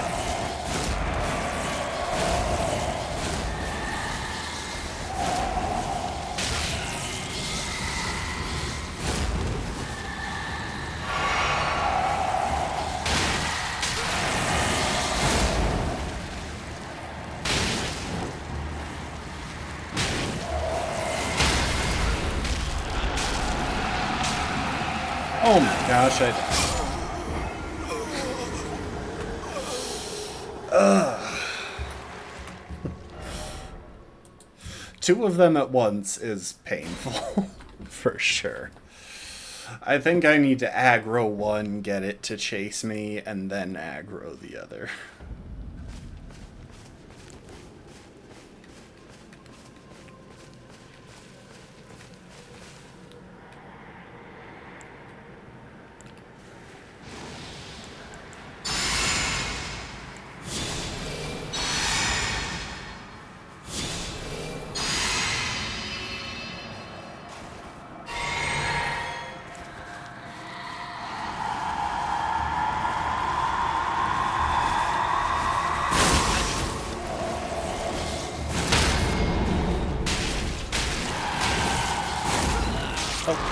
Thought I had that time right.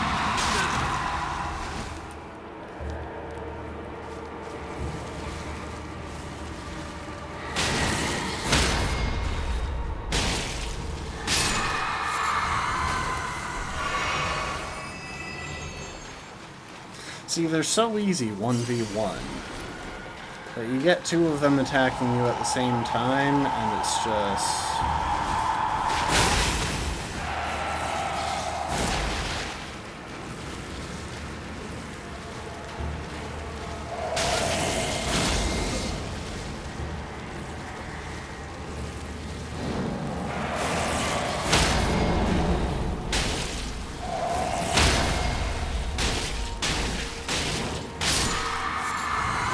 Come to think of it, they might be vulnerable to fire, because I know for a fact that they're plants.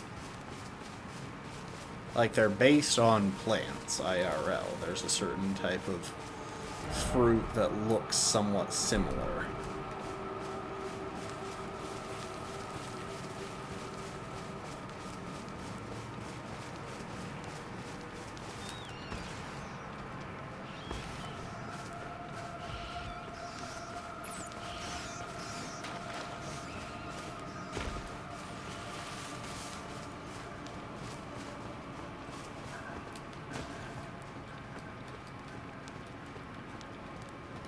I also can't recall where you pick up the Aged One's exaltation. I should double check that, because that could be useful in a couple of the fights where I plan to use Nanaya's torch.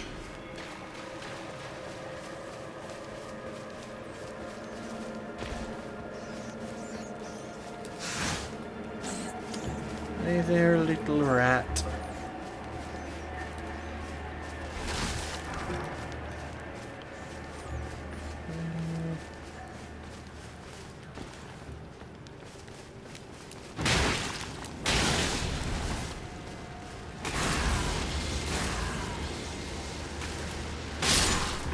Interesting. I didn't realize that the dudes out here were frenzied.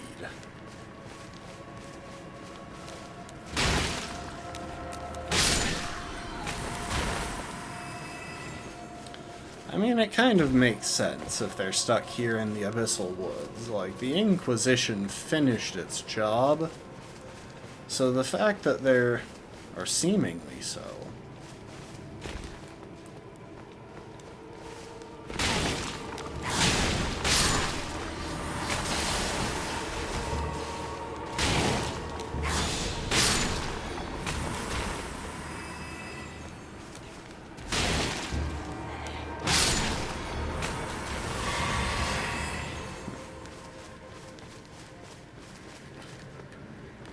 you know what? I'm gonna double check where Aged One's exaltation is.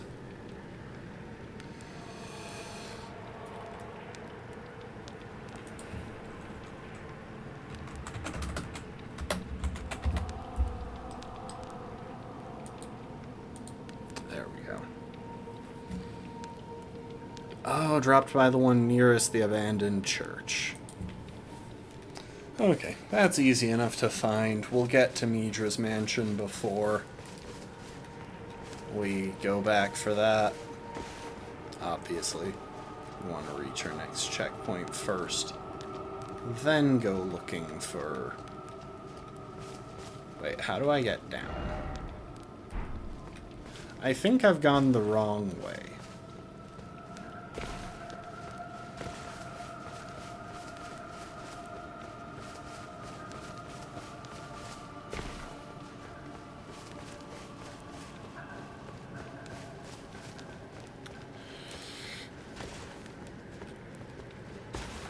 Maybe I can get down here? I don't think this is the way that I usually go.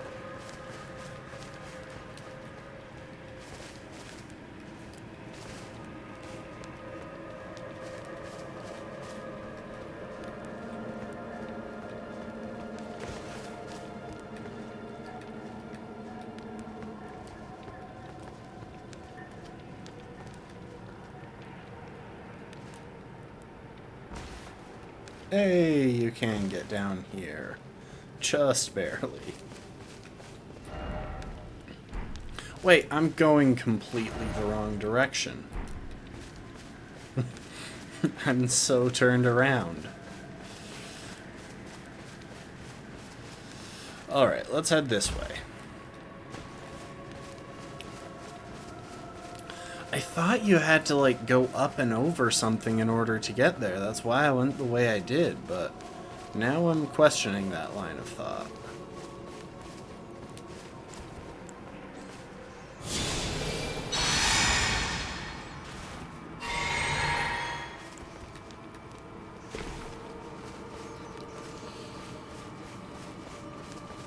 This doesn't a little gully right... Okay, there's a path right here, but I think this leads you right into a... No, there isn't a path right here. Oh, I have you low, though. Oh, there's a path right there. So then you definitely have to go up and over. I guess I just didn't get off at the other side.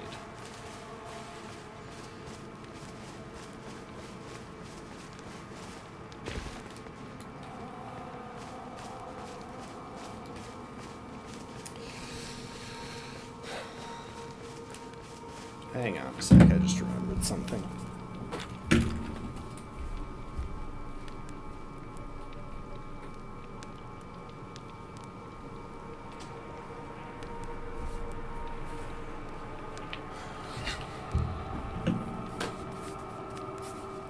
Sorry about that. Okay. We just went all the way up and over instead of going down here. Technically, I think I should have kept going over for a little bit because there's like 5 of these idiots here, but we're just gonna sprint. Just gonna run right past them.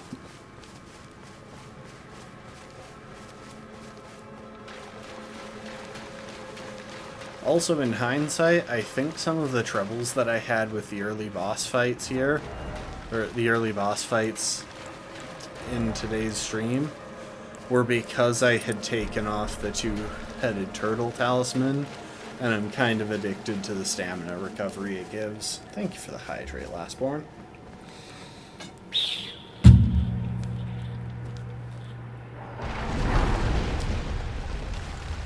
You ready to hear someone screaming for us to get out of their house, but for our own good?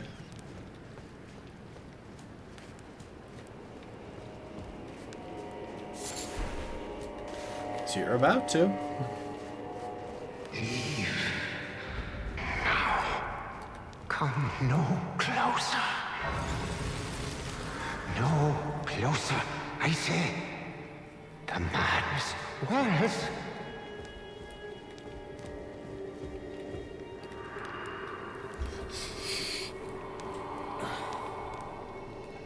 Approach not the madness, lest ye succumb. Bro, I'm the guy who's actually going to become Lord of Frenzied Flame. I kinda have to deal with this wannabe.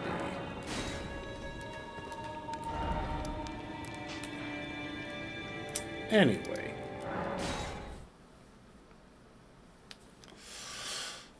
Let's go and get Aged One's Exaltation.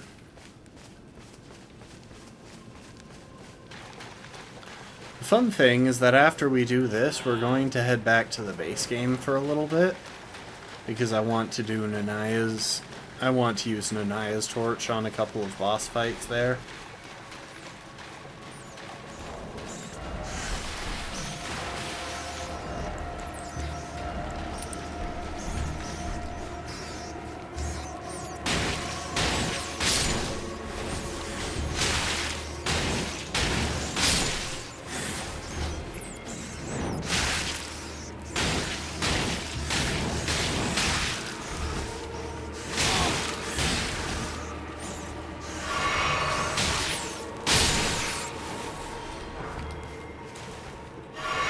Jeez, guys, calm down.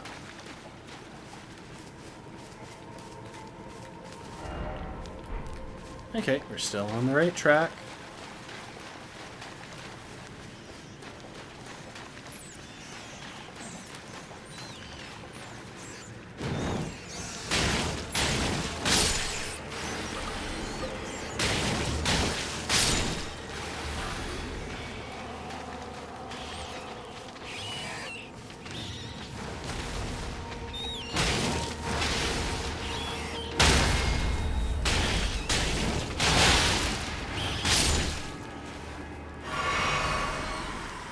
I should have just used Blessing of the Erd Tree there to heal up.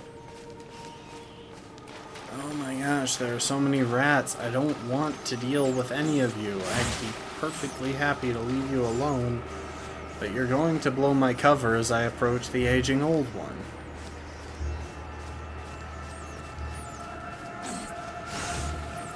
the Aging Untouchable. And that I can't deal with.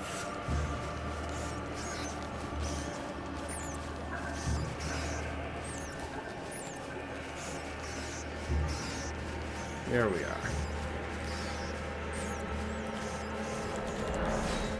You know what, rats? You're no fun. Okay? You are causing problems. On purpose. Like, I'm feeling personally attacked. Not least of which because you are viciously sinking your teeth into my flesh and removing it.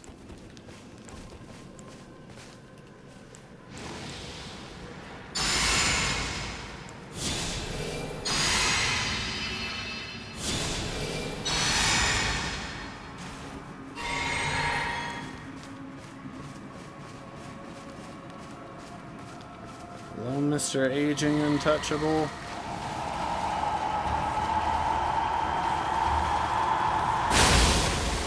I really don't know the dodge timing for that.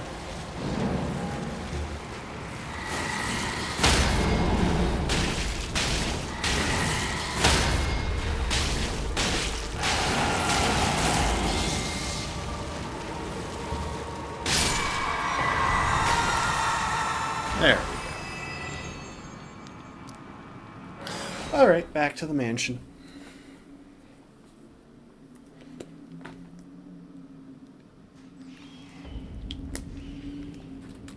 But yeah, those guys are plants. Maddened plants. It's kinda cool. Physical damage. Break out the curved sword for dealing with the enemies in here.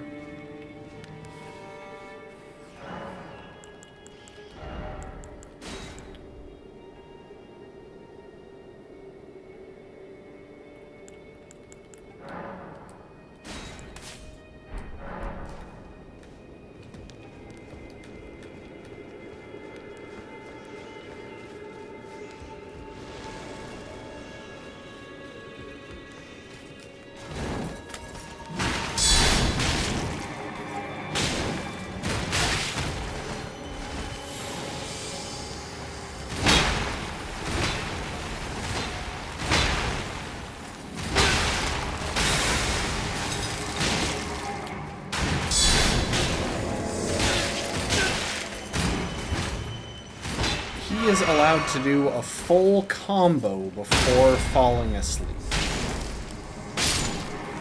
What the crap? That was an entire combo. It wasn't 1 or 2 attacks, it was 6 hits.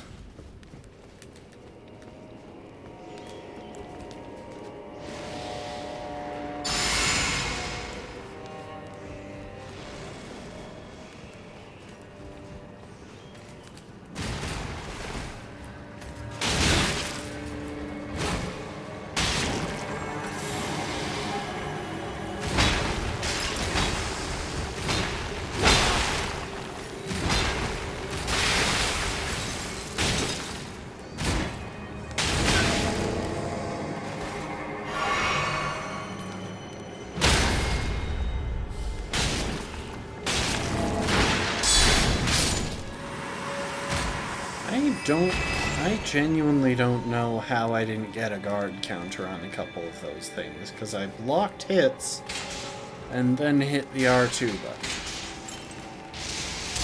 I should probably have looked into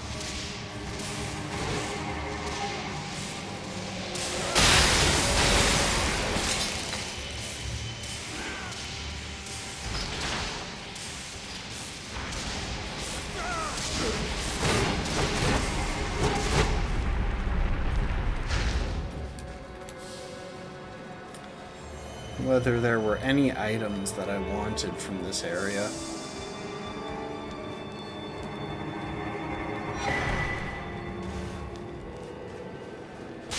Sup, my lads and my lasses.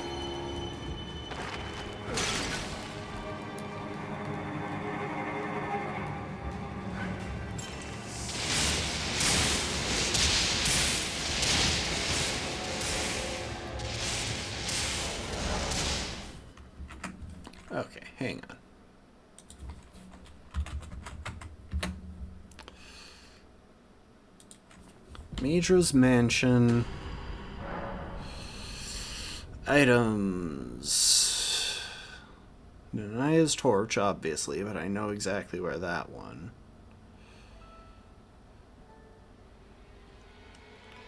Two golden horn tender. Hang on.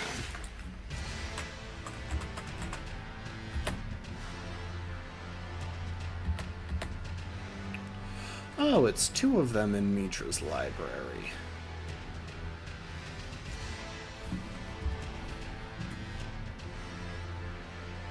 Okay, I'm pretty sure we're more or less guaranteed to find that. So, yeah, the only things I want here are Nanaya's torch and the golden horn tenders.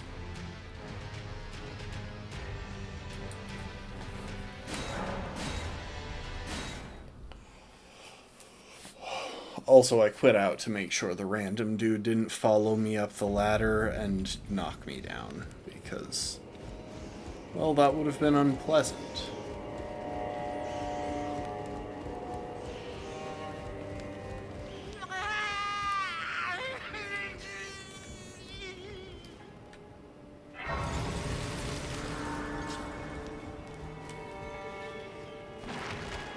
Hi, Midra. It's kind of annoying that you can't shortcut this whole process by, like, shooting him with a bow from all the way out here to get warped into the boss fight.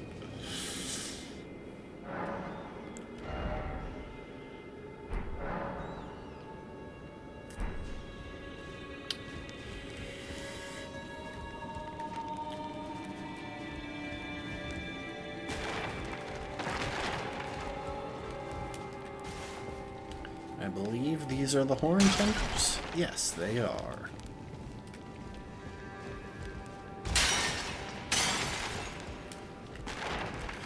Oh, right. You have to pull a lever or something.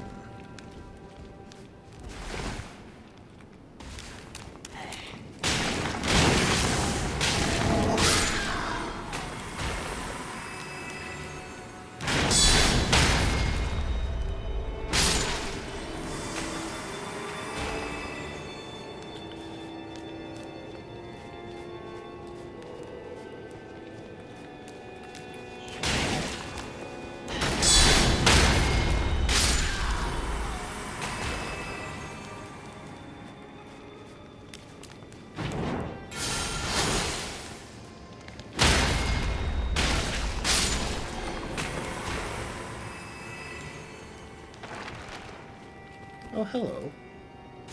I don't know if I've ever opened this door. I probably did on my initial playthrough, but yeah, this is the door that just leads back to the main hall. However,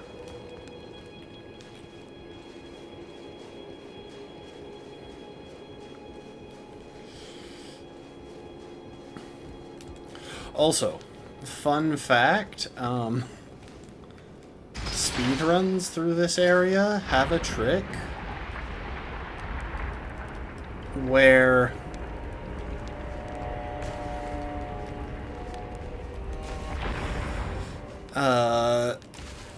they use a glitch called the sleepwalk glitch in order to fly through the air. And they use it to bypass a large portion of Abyssal Woods. Make it right to the edge of Midra's room. We got Nanaya's torch there, by the way. Hello, Nanaya.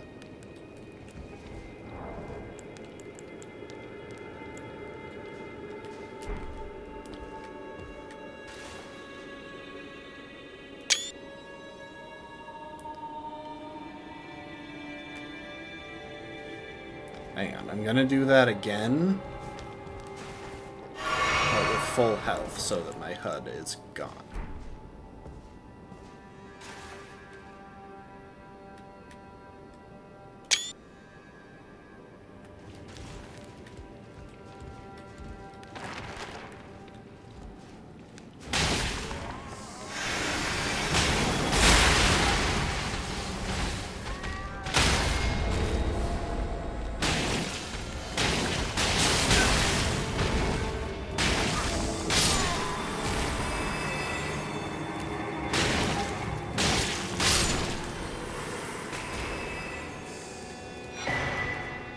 Oh, cool. You get a revered spirit ash there. Nice.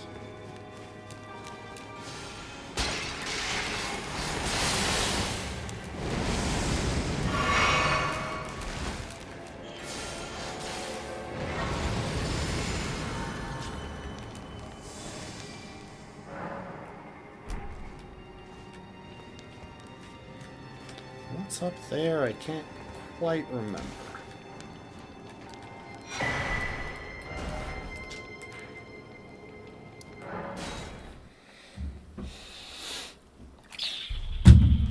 Well, time to upgrade our brand new torch, Nanaya's torch. In a distant land, in an age long past, was born a man who failed to become the Lord of Frenzied Flame. All that remains of him is cradled gently by Nanaya. And it is a torch made by attaching a dying flame of frenzy to a small spinal column. There are some theories that I kind of like that say this was the spine of Nanaya and Midra's child, which is why the child was born destined to become the Lord of Frenzied Flame.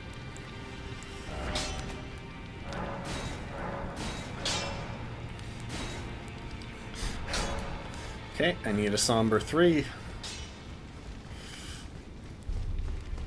I honestly never have any idea what Somber Stones I have or don't have.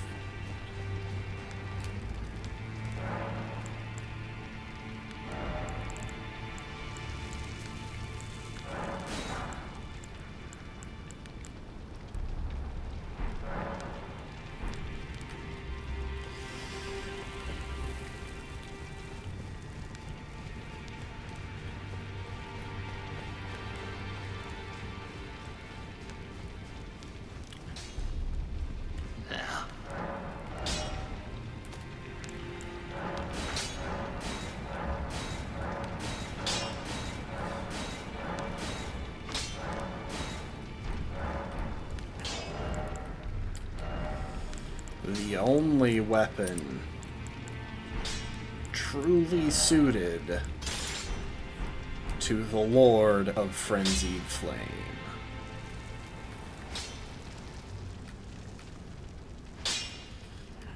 Would you take a look at that? I see. Roderica has never spirit-tuned anything for anyone in her entire life. Also, one more thing that I should have done, like, a long time ago, and I'm gonna see if I have the smithing stones for it. I really should have upgraded my buckler by now, because then I could be trying to learn to parry some of these bosses. Which is something that I want to do, but I'm just so lazy. Oh, hey, we have a Mirror Spell Bearing. We don't need anything from it, but we have it.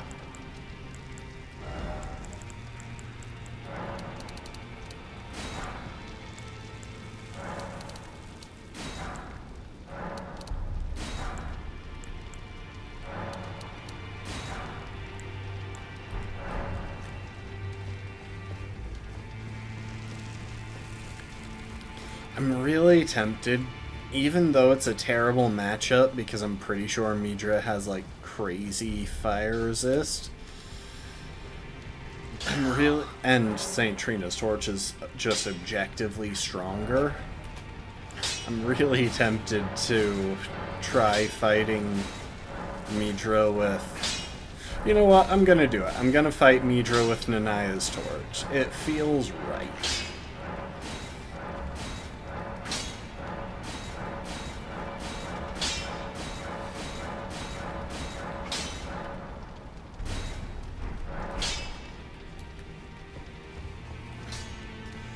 Also, while I'm at it, I want to check something. Okay, I've got 134 of those in storage. I can probably get away with buying something else.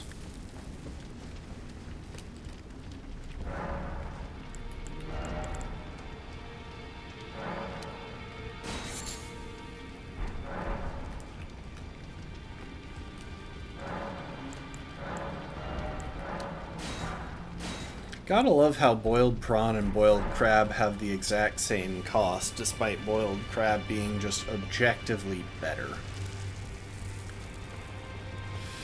Alright, there's one more thing that I want to test while I'm thinking about it.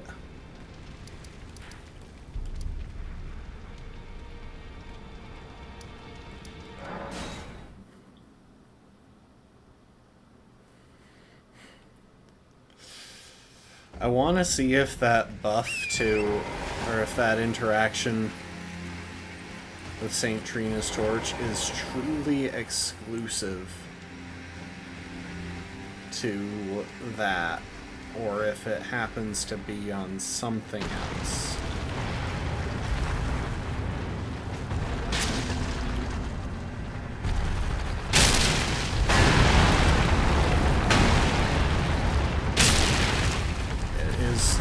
Truly exclusive.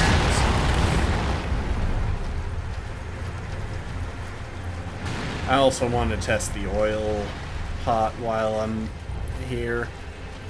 Or not the oil pot. The oil tier.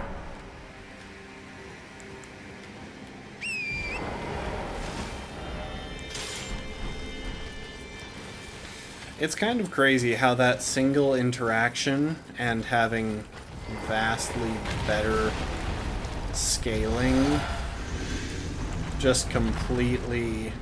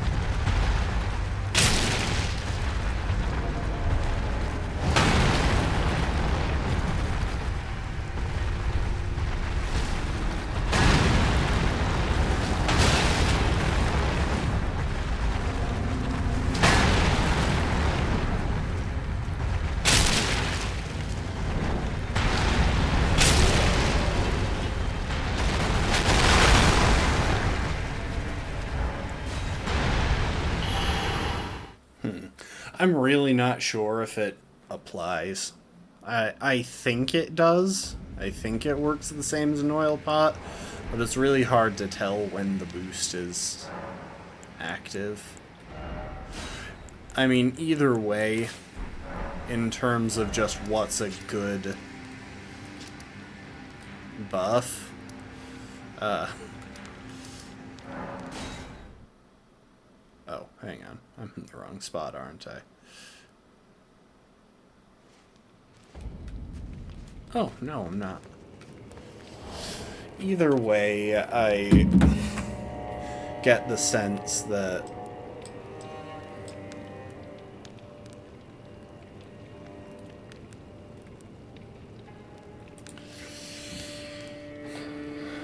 it's better to just have the fire shrouding tier.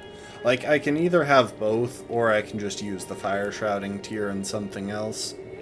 Both are viable options, but yeah. Oh, he's only got 40% fire resist. I mean, the thing is, he's very weak to frostbite, but I kind of feel honor-bound to fight him with Nanaya's torch. Like, it's stupid, but this is the closest thing we have to another Lord of Frenzied Flame, and honestly,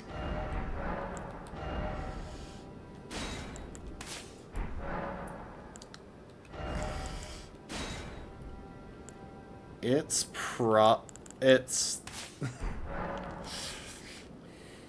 It's an honor battle that I'm willing to engage in, because I would feel just so wrong not taking him on Frenzy Flame to Frenzied Flame.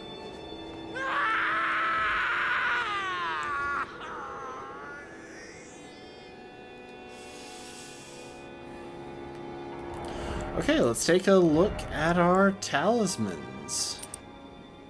We're gonna want plenty of fire resist. And we're more of a guard counter build here, because, again, fire is the less effective of the damage types that we're dealing. It's still higher, but yeah, I'll go for a bit of a guard counter build, especially since that's what I'm used to fighting him with. Also, Golden Horn Tender, because this guy gives a crap ton of runes.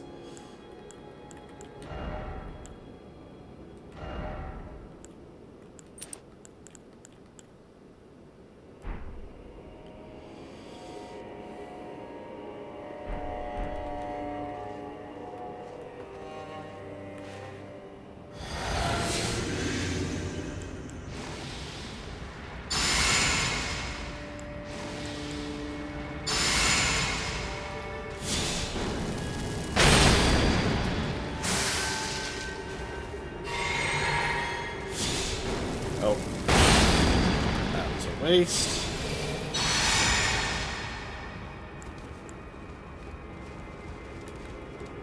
The depths of your foolish...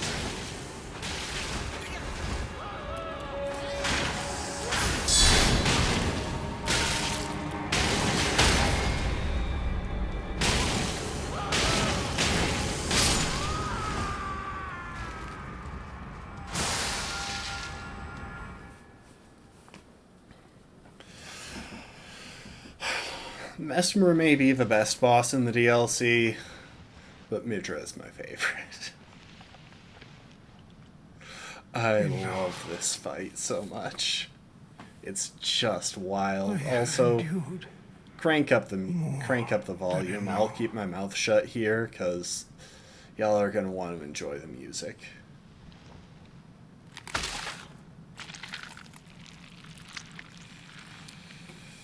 I ask you forgive me, dearest Nanaya.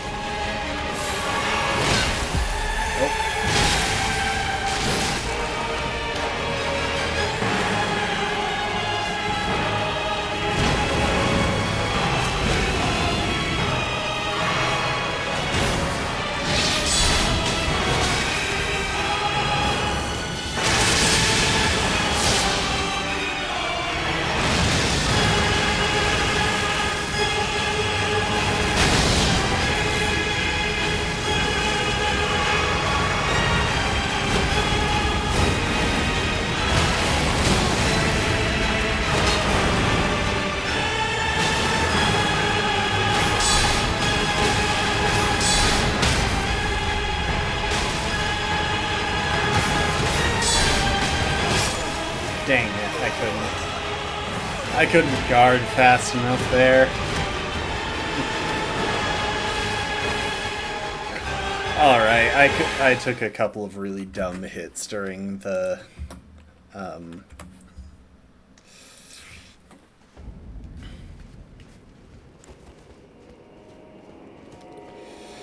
during phase 2. I honestly should have taken the time to stop and rebuff. I was taking way too much damage.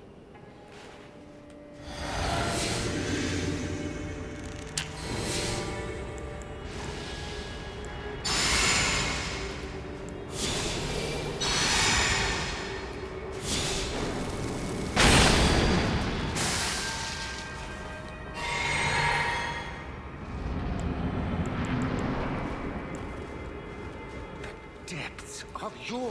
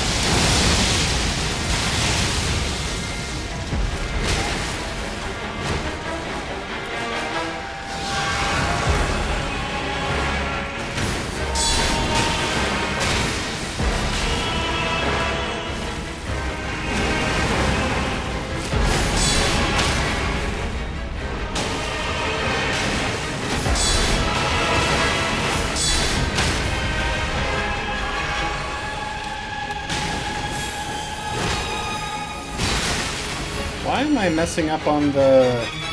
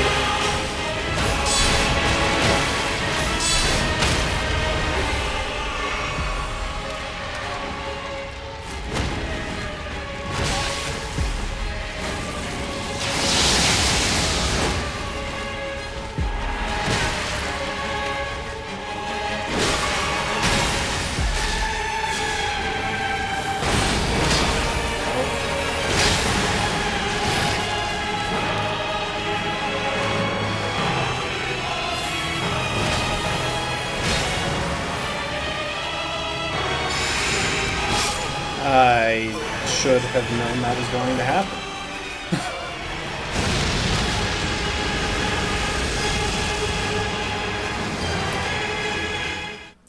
This fight would already be over if I wasn't turning it into a Lord of Frenzy honor battle. Like, this fight would be so thoroughly finished by now.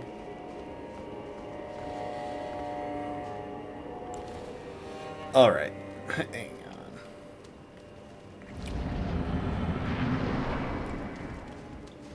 The depths of your...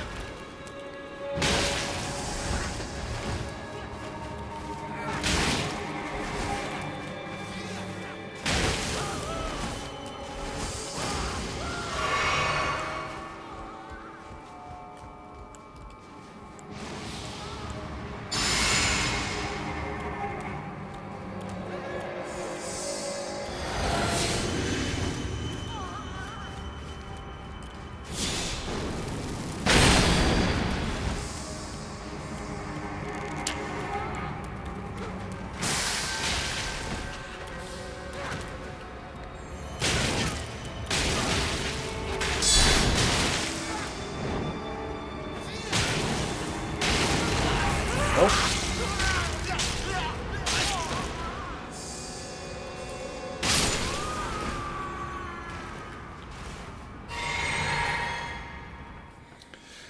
Okay, hopefully that gives me a little bit more time with my buffs in Phase 2.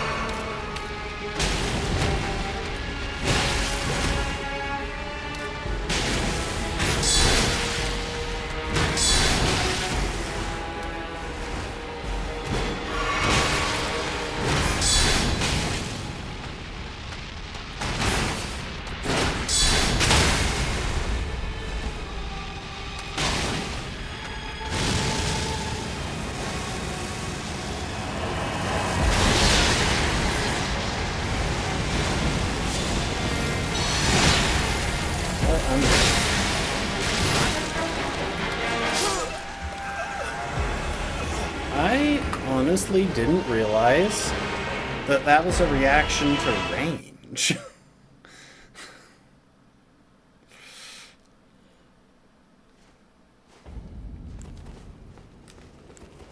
Okay, I think it's a better call to buff up before going in.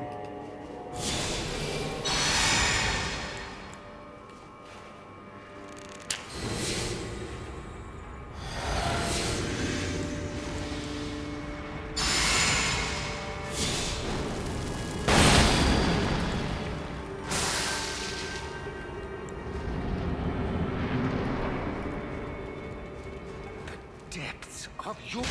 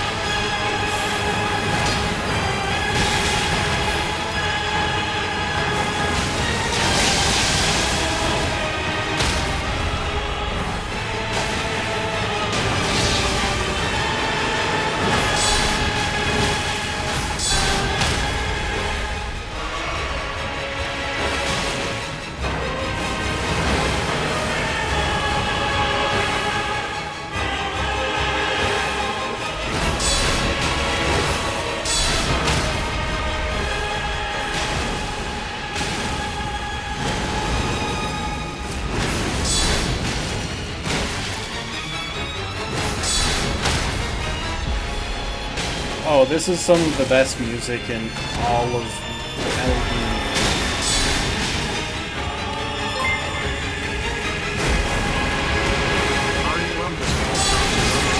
No! Welcome to the stream, Arya Carter. I was so close, I got greedy and slightly distracted by the notification sound. Dang it. Oh, welcome to the stream, folks. Shoot.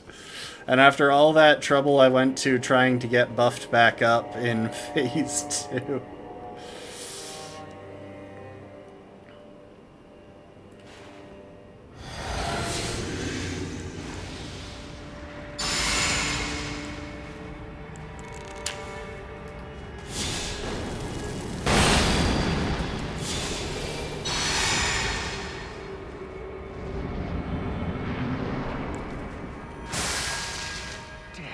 Of your foolishness!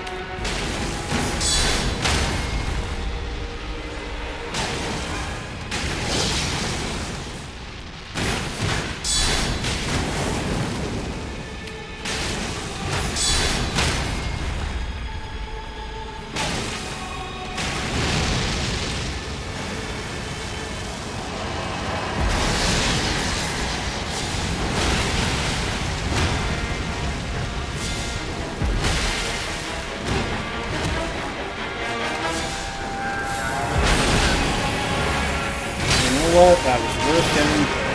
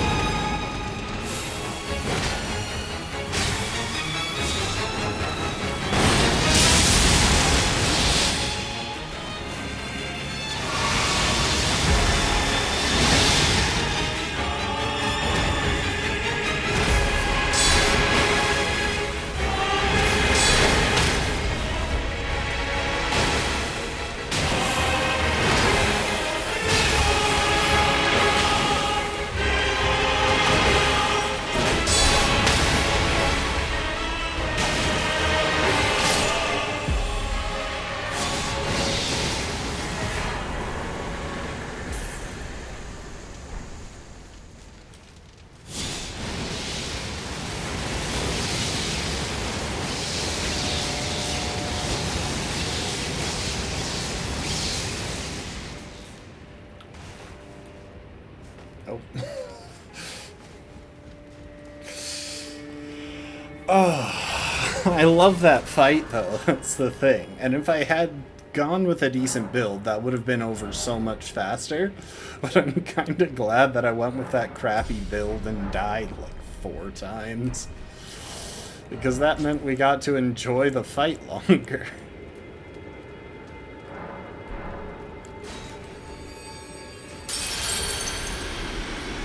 That was probably overkill.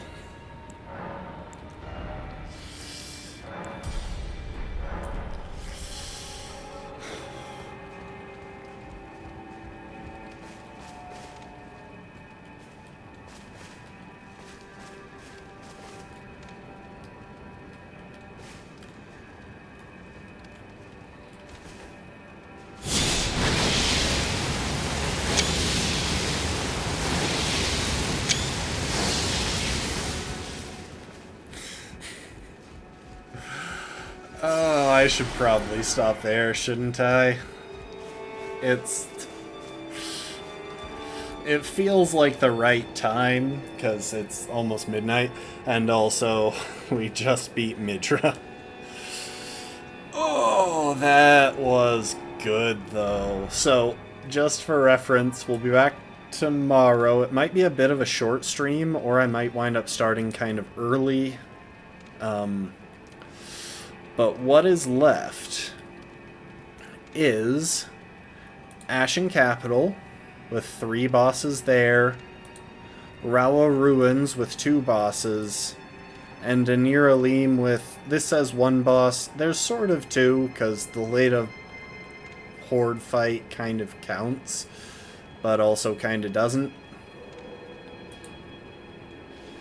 Either way, we're just a handful of bosses away from finishing the entire run.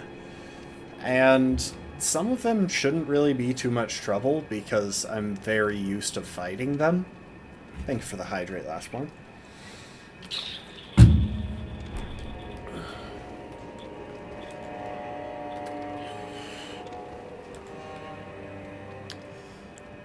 Why did I have the oil pot lined up there?